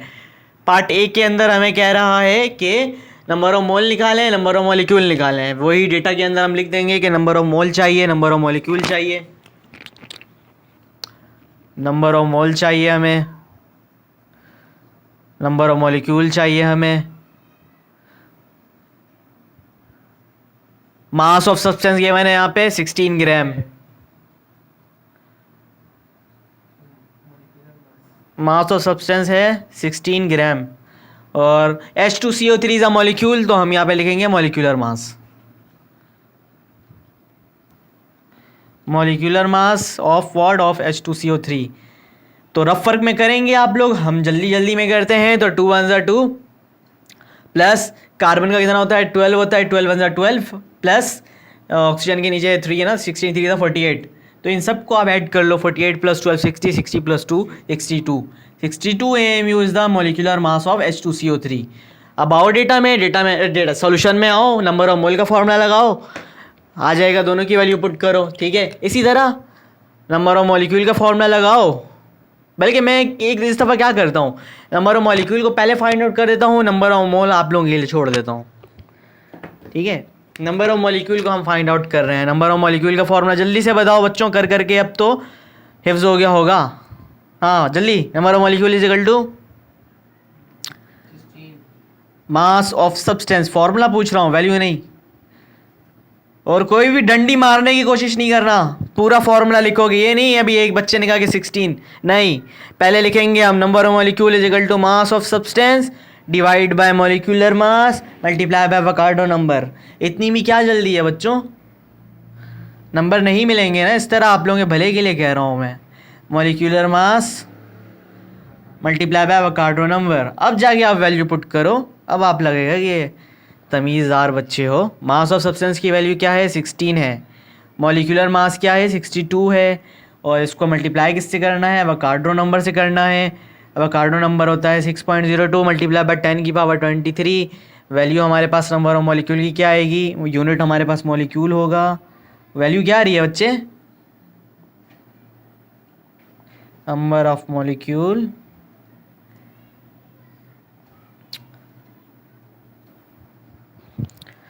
क्या आ रही है, आंसर नहीं किया मैंने। तो बच्चों हमारे पास कैलकुलेटर माशाल्लाह से नहीं है, और तो क्या कर सकते हैं, आप लोगों के पास तो होगा, तो आप लोग इसका आंसर निकाल के मुझे बता दें। वैसे बिल्कुल स्टेप यही चलेगा, इसी तरह होगा, वैल्यू को बस रखना है आप लोगों ने। ये आंसर आएगा जो इसको मल्टीप्लाई करने के बाद 16 को मल्टीप्लाई करोगे 6.02 एक्सपोनेंट पावर 23, ठीक है, डिवाइड कर देना उसको 62 से, अच्छा आ जाएगा। वो आंसर आ जाएगा हमारा। अब नंबर ऑफ मोल पे क्या करोगे, नंबर ऑफ मोल पे आप जाके नंबर ऑफ मोल का फॉर्मूला लगाओगे, मास of substance divide by molecular मास, ठीक है, तो नंबर ऑफ मोल भी आ जाएगा। ये मैंने जगह छोड़ दी, बनाना भी आप लोग, और बच्चों आप लोग भी बनाना सारे। ये हमने पार्ट ए के लिए पार्ट ए पहले कर दिया, हमने पार्ट बी पहले कर दिया ना, ये पार्ट ए अभी हम करेंगे, बच्चे करेंगे, और हमने यहाँ पे पार्ट बी कर लिया। आंसर निकाल के बताएं बच्चों सारे, ठीक है, ये है आसान। ठीक, इसका सेकंड पार्ट आप लोग इजीली कर सकते हो, ये आपका होमवर्क हो जाएगा। तो ये हमारे न्यूमेरिकल का जो सेक्शन था ये सारा ख़त्म हो गया है। अब कोई भी प्रॉब्लम होती है आप लोग मुझसे पूछ सकते हो अब, ठीक है।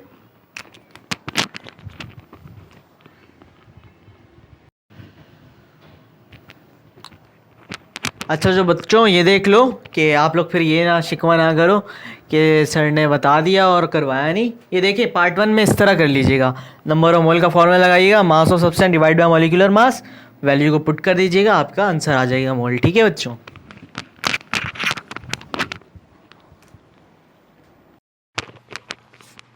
औज़ुबिल्लाहि मिनश्शैतानिर्रजीम, बिस्मिल्लाहिर्रहमानिर्रहीम। बच्चों आप लोग सब अच्छे हो गए, खुश हो गए, अपनी अपनी दुनिया में मौज करो, मस्ती करो, लेकिन साथ साथ पढ़ते भी रहो। आज हमारा टॉपिक है बैलेंस द केमिकल इक्वेशन। अच्छा बच्चों, बैलेंस होता क्या है, किस चीज़ को हम कहते हैं बैलेंस? आप सब्ज़ी लेने जाते हो, आप दाल लेने जाते हो, आप चावल लेने जाते हो, या फिर आप आलू लेने जाते हो, तो आप देखते होगे कि एक क्या नाम है, दो तरफ से तराजू रखा हुआ है, और उसने एक जगह पे आपका क्या रख दिया है, उसने 1 केजी का पत्ता रखा है, 2 केजी का पत्ता रखा है, और दूसरी जगह पे वो क्या रखता है, दूसरी जगह पे रखता है वो आलू जो आप लेने जाते हो। तो किस पॉइंट पे आके ये दोनों बैलेंस हो जाते हैं? जब 2 केजी यहाँ से भी हो, 2 केजी यहाँ से भी हो, तो आप क्या कहोगे, ये बैलेंस होता है। और जब बैलेंस होता है तो क्या होती है, दोनों तरफ से, फॉर एग्जाम्पल आप लोग जाते हो झूले झूलने के लिए, एक तरफ अगर आज़म खान बैठा हो, अगर आप लोग आज़म खान को जानते होगे क्रिकेटर, और दूसरी तरफ हो इमामुल हक बैठा हुआ, तो क्या होगा, आज़म खान अगर वहाँ बैठा हुआ है दूसरी जगह पे, उसके साथ जितने इमामुल हक यहाँ पर आ जाए, तो फिर तो कुछ नहीं बैलेंस होना, वो तो सारा झूला जाएगा नीचे, बैलेंस किस सूरत में होगा? जब टक्कर का मुकाबला होता है। टक्कर का मुकाबला समझ सकते हो आप लोग? जब टक्कर का मुकाबला होता है तो हर चीज़ बैलेंस होती है। फॉर एग्जांपल एक तरफ आप बैठ जाओ वेस और दूसरे तरफ मैं बैठ जाऊं तो थोड़ी बहुत बैलेंस हो जाएगी। ठीक है, तो बैलेंस कहते हैं उसी को ही कि हर तरफ से जो है दोनों तरफ से क्या हो जाए, बराबर। आप क्या, इक्विलिब्रियम हो जाए, बराबर हो जाए। यही चीज़ है। हमें क्या करना है, हमें एक इक्वेशन दी हुई है, इक्वेशन के अंदर हमें चीज़ों को बैलेंस करना है। चीज़ों को बैलेंस करना है। इक्वेशन के अंदर कौन कौन सी चीज़ें आ जाती हैं, केमिस्ट्री के अंदर कौन कौन सी चीज़ें हैं, एलिमेंट्स हैं, एटम्स हैं, यही सारी चीज़ें हैं ना, इनको हमें क्या करना है, इनको हमें बैलेंस करना है। तो देखें, अब हमारे पास ये जो एरो होता है, आप लोग देख सकते हो इस एरो को, इसको हम कहते हैं कि ये क्या है, ये इक्वेशन है। जहां पर ये एरो देख लो, ये समझ जाओ इक्वेशन है। और इक्वेशन के दो साइड्स होते हैं। ठीक है, एक तरफ आप क्या रखोगे, तराजू, दूसरी तरफ रखोगे आलू। एक तरफ होगा रिएक्टेंट, दूसरी तरफ होगा आपका प्रोडक्ट। सही। रिएक्टेंट क्या होता है, वो चीज जो रिएक्ट होने से पहले जितने भी एलिमेंट होते हैं, रिएक्ट होने से पहले। और प्रोडक्ट क्या होता है, जो रिएक्ट होने के बाद आपको जो मिल रहा है, ऑब्टेन्ड जो हो रहा है आपको। ठीक है, जैसे कि मसाला डाला आपने बिरयानी में, बिरयानी बनाने के लिए आपने मसाला डाला, आपने आलू डाला, आपने चावल डाला, आपने गोश्त डाला, ये सारी चीज़ें आपने डाली हैं। तो ये सारा क्या है, अभी रिएक्टेंट है। अब आपको क्या मिलेगा, आप इसके अंदर रिएक्शन करवाओ, आप इसको गर्म करो और तवे में इसको गर्म करो, और थोड़ी देर बाद आपको क्या हासिल हो जाएगा, इसके अंदर से एक बिरयानी मिलेगी। तो ये जो बिरयानी है अभी आपका, ये आपका क्या है, रिएक्टेंट नहीं, अभी आपका क्या है, प्रोडक्ट। प्रोडक्ट क्या होता है, ये जो चीज़ आपको हासिल हो रही है। ठीक है, समझ गए ये बात? अब ये जो एरो है, ये वो है, ये जो पकाने का काम कर रहा है। जैसे कि चूल्हा पकाने का काम कर रहा था ना आलू को, इस तरह बिरयानी को, इसी तरह ये पकाने का काम कर रहा है। और इससे पहले जो भी है वो सारी चीज़ें हैं रिएक्टेंट। ये मसाला है हमारा, आलू मसाला, और जितनी भी चीज़ें इसके अंदर डाली गई है। अब देखें, अच्छा ठीक है बच्चों, तो आप लोगों ने रिएक्टेंट और प्रोडक्ट समझ लिया क्या होते हैं। तो अब इस क्वेश्चन के अंदर हमारे पास रिएक्टेंट और प्रोडक्ट हैं, दोनों साइड हैं। इसके अंदर रिएक्टेंट के अंदर हम देखेंगे कि एलिमेंट कितने हैं। कितने एलिमेंट हैं इसके अंदर बच्चे? रिएक्टेंट के अंदर कितने हैं? 3 है। एक है हमारे पास पोटाशियम, रिएक्टेंट के अंदर हमारे पास है पोटाशियम, ठीक है, नाइट्रोजन एंड ऑक्सीजन, ये 3 है हमारे पास। प्रोडक्ट में देखते हैं कि कौन कौन से हैं। हाँ बताइए, प्रोडक्ट में पोटाशियम है, गुड। यहाँ पर भी नाइट्रोजन है, यहाँ पर भी ऑक्सीजन है। ठीक है, तो जो रिएक्टेंट में होगी वही सारी चीज़ें, वही तमाम एलिमेंट्स प्रोडक्ट में भी होगा। हाँ ये हो सकता है कि अमाउंट में चेंजिंग हो सकती है, वो ज़्यादा हो वो कम हो, लेकिन आप जो चीज़ डालोगे वही चीज़ आपको मिलेगी। ऐसे ही है ना, तादाद में फ़र्क आ सकता है। तो यहाँ पे बताइए तादाद कितनी है इस के की, पोटाशियम की 1 है। नाइट्रोजन की तादाद कितनी है? 1 है। ऑक्सीजन की तादाद कितनी है? 3 है। यहाँ है, यहाँ पर पोटाशियम की तादाद कितनी है? 1 है। नाइट्रोजन की तादाद कितनी है? 1 है। ऑक्सीजन की तादाद कितनी है? 4 है। 2 यहाँ पर, 2 यहाँ पर, 2 + 2 4। ऑक्सीजन यहाँ पर 4 है। इसका मतलब पोटाशियम और नाइट्रोजन तो बैलेंस है। यहाँ पर कहाँ पर मसला है, सुई अटक गई है हमारी ऑक्सीजन के अंदर। ऑक्सीजन 3 है, यहाँ पर ऑक्सीजन 4 हैं। तो अब हम क्या करें कि हम ऑक्सीजन को बैलेंस कर सकें। तो याद रखिएगा, अगर कहीं पर आपका ऑड नंबर आ रहा होगा ना, तो उसको आपको इवन बनाने में शर्मिंदगी नहीं महसूस करना है। समझ गए? शाय फील नहीं करना आपको। अभी आपको नज़र आ रहा है यहाँ पे 3 है, ऑक्सीजन 3 है, इसको हमने क्या बना देना है, बिना शर्माए इवन नंबर बना देना है। तो अब इसको आप इवन नंबर कैसे बना सकते हो, आप इसको क्या करोगे, 2 से मल्टीप्लाई कर दो। 2 से मल्टीप्लाई कर दो, ये क्या हो जाएगा 6। इस बात को याद रखना बच्चों, और कहीं पर भी आ जाए उसको इवन बनाने में मत शर्माओ। ओके, अब 2 से आपने क्या कर दिया, इसको मल्टीप्लाई कर दिया, हमने 2 से मल्टीप्लाई कर दिया। तो अभी ऑक्सीजन क्या हो गया, ये ऑक्सीजन हो गया 6। सही है? ओके। अच्छा, लेकिन अगर मैंने 2 से मल्टीप्लाई किया, अब ये कोफिशिएंट जो है वो सबके साथ है, सिर्फ ऑक्सीजन के साथ तो नहीं है। ये जो 2 है ये सबके ही साथ लगा हुआ है। अब ये 2 इस पोटाशियम से मल्टीप्लाई होगा, तो ये भी पहले 1 था, अब ये कितना हो जाएगा, 2 हो जाएगा। नाइट्रोजन पहले 1 था, अब ये कितना हो जाएगा, 2 हो जाएगा। और ऑक्सीजन 6 हो गया। अब जाहिर सी बात है, रिएक्टेंट में चेंजिंग आई है तो हमें क्या करना है, बैलेंस करना है ना। तो बैलेंस करने के लिए हम क्या करेंगे, प्रोडक्ट में भी चेंजिंग करेंगे। ऑक्सीजन 4 था, ऑक्सीजन को हमें कितना करना है, हमें 6 बनाना है। तो क्या हो सकता है, मैं इसको क्या करूं, ऑक्सीजन को 6 बनाने के लिए, अच्छा बच्चों, एक और चीज़ याद रखिएगा, यहाँ पर आपको ऑक्सीजन नजर कहीं पे ऑक्सीजन या फिर हाइड्रोजन, ये दोनों चीज़ें अगर नजर आ जाएं और ये अगर इंडिविजुअल हो, अलग हो, तो कोशिश करिएगा कि आप लोग इसको लास्ट में बनाओ, क्योंकि ये इससे ना हमारे बहुत प्रॉब्लम हो सकती है अगर हमने इनको पहले सॉल्व कर लिया तो अभी हमें ऑक्सीजन और हाइड्रोजन से डर लगता है, बाकी किसी से डर नहीं लगता, इनको आखिर में करेंगे हल, आखिर में इनसे निपटेंगे। अभी हम क्या करते हैं, यहाँ देखते हैं इनके साथ। देखिए पोटाशियम यहाँ पे 1 है, इसको हमें कितना बनाना है, 2 बनाना है। मैं इधर 2 लगा देता हूँ तो ये हो गया 2, है ना। नाइट्रोजन 1 था, इधर 2 लगा हुआ है तो यार नाइट्रोजन में कितना हो गया, 2 हो गया। अब ऑक्सीजन यहाँ पे कितने थे, यहाँ पे 2 है पहले, ये 2 बाहर है, ये 2 2 से क्या हो जाएगा 4, और 2 यहाँ पर भी है, कितने हो गए ये 4 4 प्लस 2 कितने हो गए 6। लो हो गया, बैलेंस हो गया। ये देखें, ये भी 2 है, ये भी 2 है, ये भी 2 है और ये भी 2 है, ये भी 6 है, और रिएक्टेंट भी बराबर हो गया है, प्रोडक्ट भी बराबर हो गया है, और ये हो गया है खाने का क्या खाने का टाइम में कह रहा हूँ, क्योंकि बिरयानी जब पक जाती है बैलेंस हो गया सब कुछ, तो खाने का टाइम हो जाता है, तो ये हो गया है बैलेंस, दोनों तरफ से बराबर। चलें बच्चों एंजॉय करें।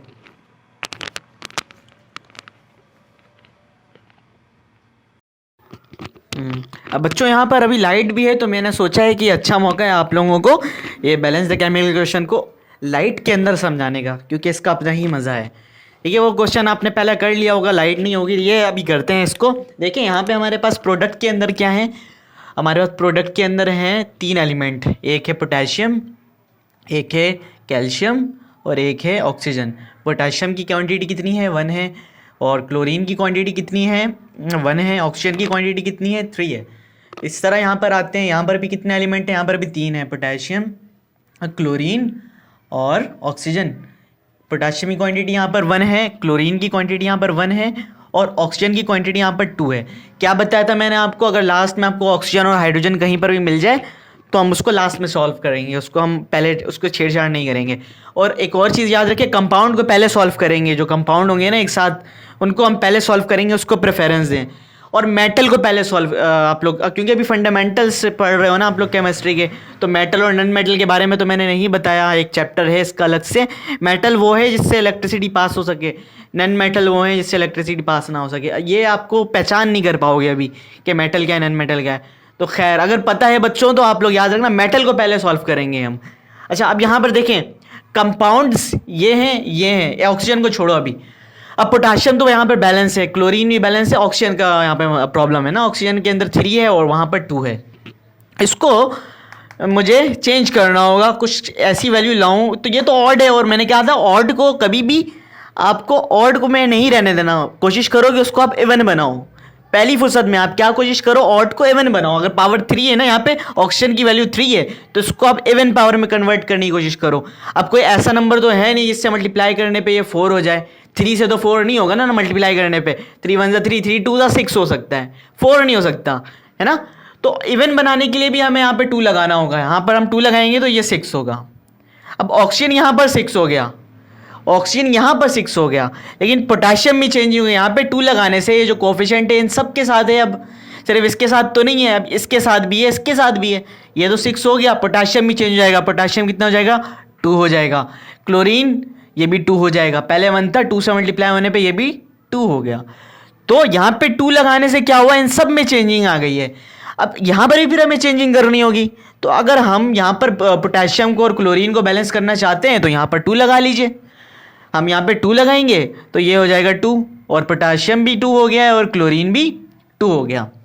ठीक है, अब मैंने क्या कहा था कि लास्ट में आगे देखेंगे ऑक्सीजन बचाओ तो या फिर हाइड्रोजन बचाओ। अब यहाँ पे ऑक्सीजन हमारे पास है और ऑक्सीजन की यहाँ पर है 2, आसानी हो जाती है ऐसे करने से हमारे लिए। यहाँ पर है 2 और हमें ऑक्सीजन कितने चाहिए, हमें चाहिए 6। मैं किससे मल्टीप्लाई करूँ उस 2 को जो 6 हो जाए, 3 से मल्टीप्लाई, 3 से मल्टीप्लाई किया तो ये हो गया हमारे पास 6।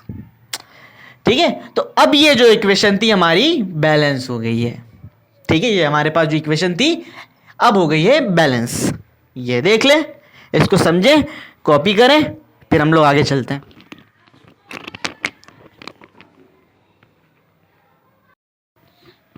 चलें अब इसको करते हैं। यहाँ पर हमारे पास है 3 एलिमेंट, कार्बन, हाइड्रोजन और ऑक्सीजन।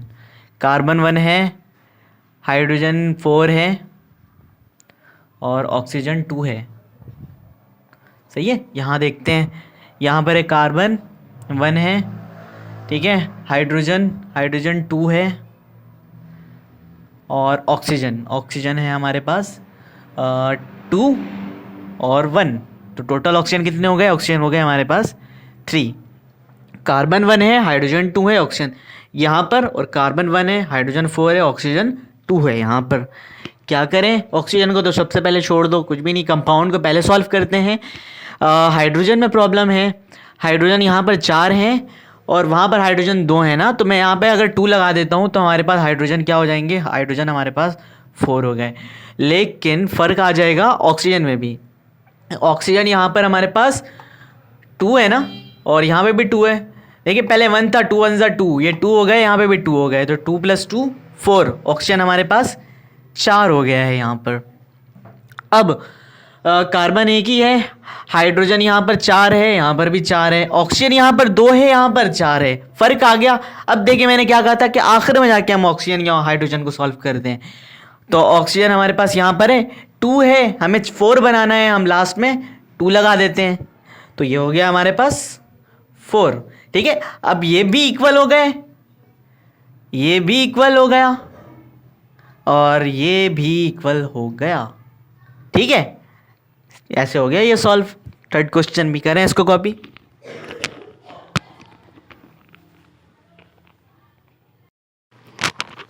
चलो बच्चे, उम्मीद करता हूँ आप लोगों ने पहला समझ लिया होगा, वो आपको अच्छे से समझ में आया होगा। अगर नहीं समझ में आया होगा तो कोई बात नहीं, हम आते हैं सेकंड में, क्योंकि practice makes the man perfect.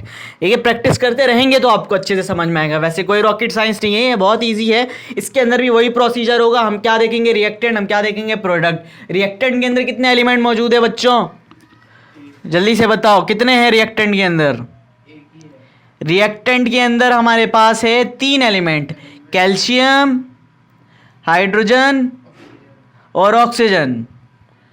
Product में हमारे पास कितने एलिमेंट मौजूद हैं? हाँ, प्रोडक्ट में भी 3 ही होंगे, कैल्शियम, हाइड्रोजन और ऑक्सीजन। अब फर्क आ जाता है तादाद में, फर्क आ जाता है वजन में, फर्क आ जाता है पत्थर में, फर्क आ जाता है आलू में।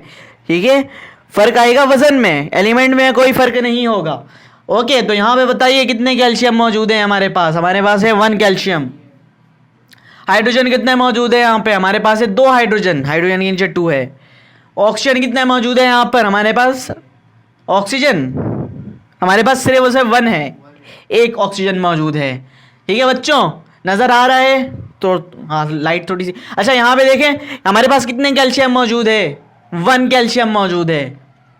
हमारे पास कितना हाइड्रोजन मौजूद है? अब हमारे पास देखें ब्रैकेट है, ब्रैकेट के बाहर 2 है, तो ये जो 2 है वो इस हाइड्रोजन के साथ भी है, ऑक्सीजन के साथ भी है। अभी हम हाइड्रोजन पे हैं, तो हाइड्रोजन देखें कितने हैं? 2, और यहाँ पर हाइड्रोजन 2 हैं, तो 2 और 2 4। हाइड्रोजन क्या कितने हैं हमारे पास प्रोडक्ट पे? 4 हाइड्रोजन है। ऑक्सीजन कितने हैं हमारे पास?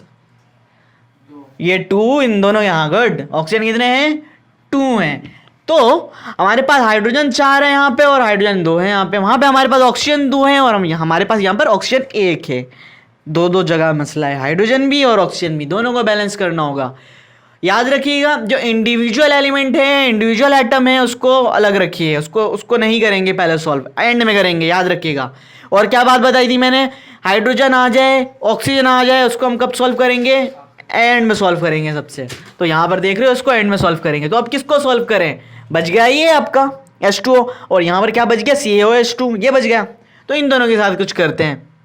तो अगर मुझे इसको 4 बनाना है तो मैं क्या करता हूँ? मैं यहाँ पे 2 लगा देता हूँ, तो ये 4 बन जाएगा। हाइड्रोजन 4 हो गए, और ऑक्सीजन कितना हो गया? 2 हो गया। अरे ये तो बैलेंस हो गया, उधर तो कुछ करने की जरूरत ही नहीं पड़ी, यहाँ पे बस 2 लगाया और काम तमाम। देखिए कैल्शियम 1 कैल्शियम 1, हाइड्रोजन 4 ऑक्सीजन 2 खलास, ख़त्म बच्चों। इतना आसान था ये, देखें, और कुछ भी करने की ज़रूरत नहीं पड़ी आपको। ये है तरीक़ेकार। ठीक है बच्चों, इसको कॉपी करें।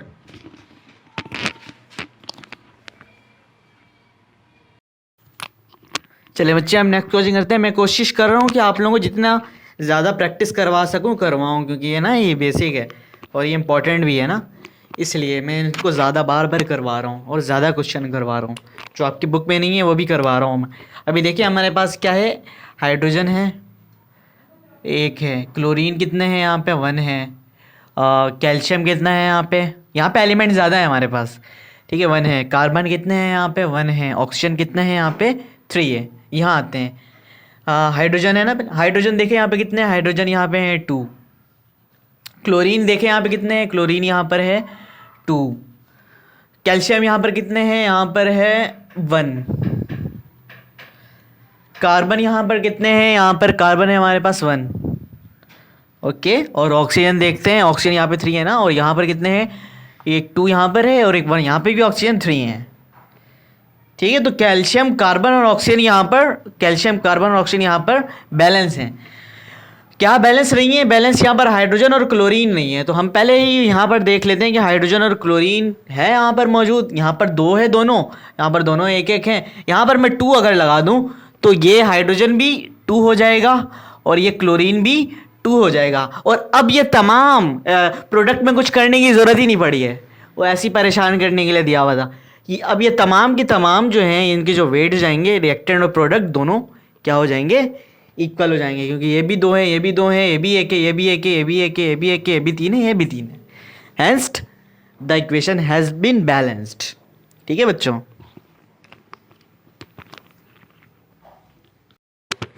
ओके तो बच्चों, आप लोगों ने एंजॉय किया होगा। दूसरा क्वेश्चन अब हम आते हैं तीसरे में। उम्मीद करता हूँ कि इसमें थोड़ा सा मज़ा आया खेलने में हमें। तो यहाँ पर हमारे पास रिएक्टेंट है और यहाँ पर हमारे पास प्रोडक्ट है।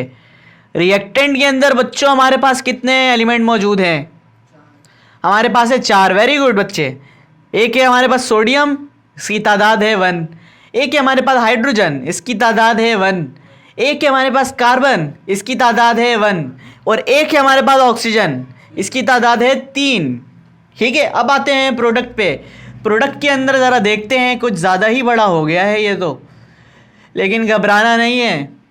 ओके, अब हम आते हैं नाइट्रोजन के अंदर। नाइट्रोजन कितने हैं यहाँ पर नाइट्रोजन 2 हैं। और अब हम आते हैं हाइड्रोजन। हाइड्रोजन कितने हैं यहाँ पर, हाइड्रोजन है हमारे पास 2। अब हम आते हैं कार्बन। कार्बन कितने हैं यहाँ पर, एक तो ये रहा, मुझे कार्बन नज़र आ गया, और एक मुझे नज़र आ रहा है यहाँ पर। तो कितने कार्बन हो गए, 2 कार्बन हो गए। कितने कार्बन हुए, 2।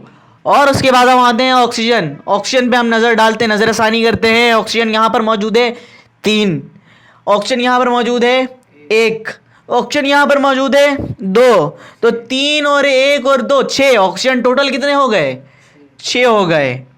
तो यहाँ पर तो सब कुछ ही डबल डबल है, 1 के बदले 2 और 3 के बदले 6। तो मुझे तो यहाँ पे ज़्यादा कुछ परेशानी नहीं लग रही। देखने में इतना मुश्किल लग रहा है, करने में तो उससे भी ज़्यादा आसान है। ये बहुत ज़्यादा आसान है। मैं बस यहाँ पे क्या करता हूँ, इधर 2 लगा देता हूँ, तो ये भी 2 हो गया है ना, ये भी 2 हो गया, कार्बन भी 2 हो गया, और ऑक्सीजन 3 2 6, बैलेंस हो गया। उधर कुछ करने की ज़रूरत ही नहीं पड़ रही। ठीक है बच्चों, आसान सा था, इसको करें कॉपी।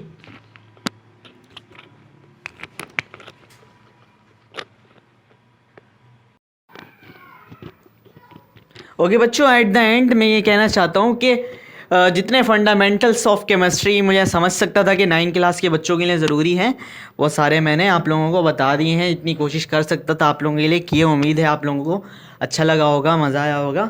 ठीक है बच्चों, अपना ख्याल रखना और मुझे दुआ में याद रखना। अल्लाह हाफ़िज़।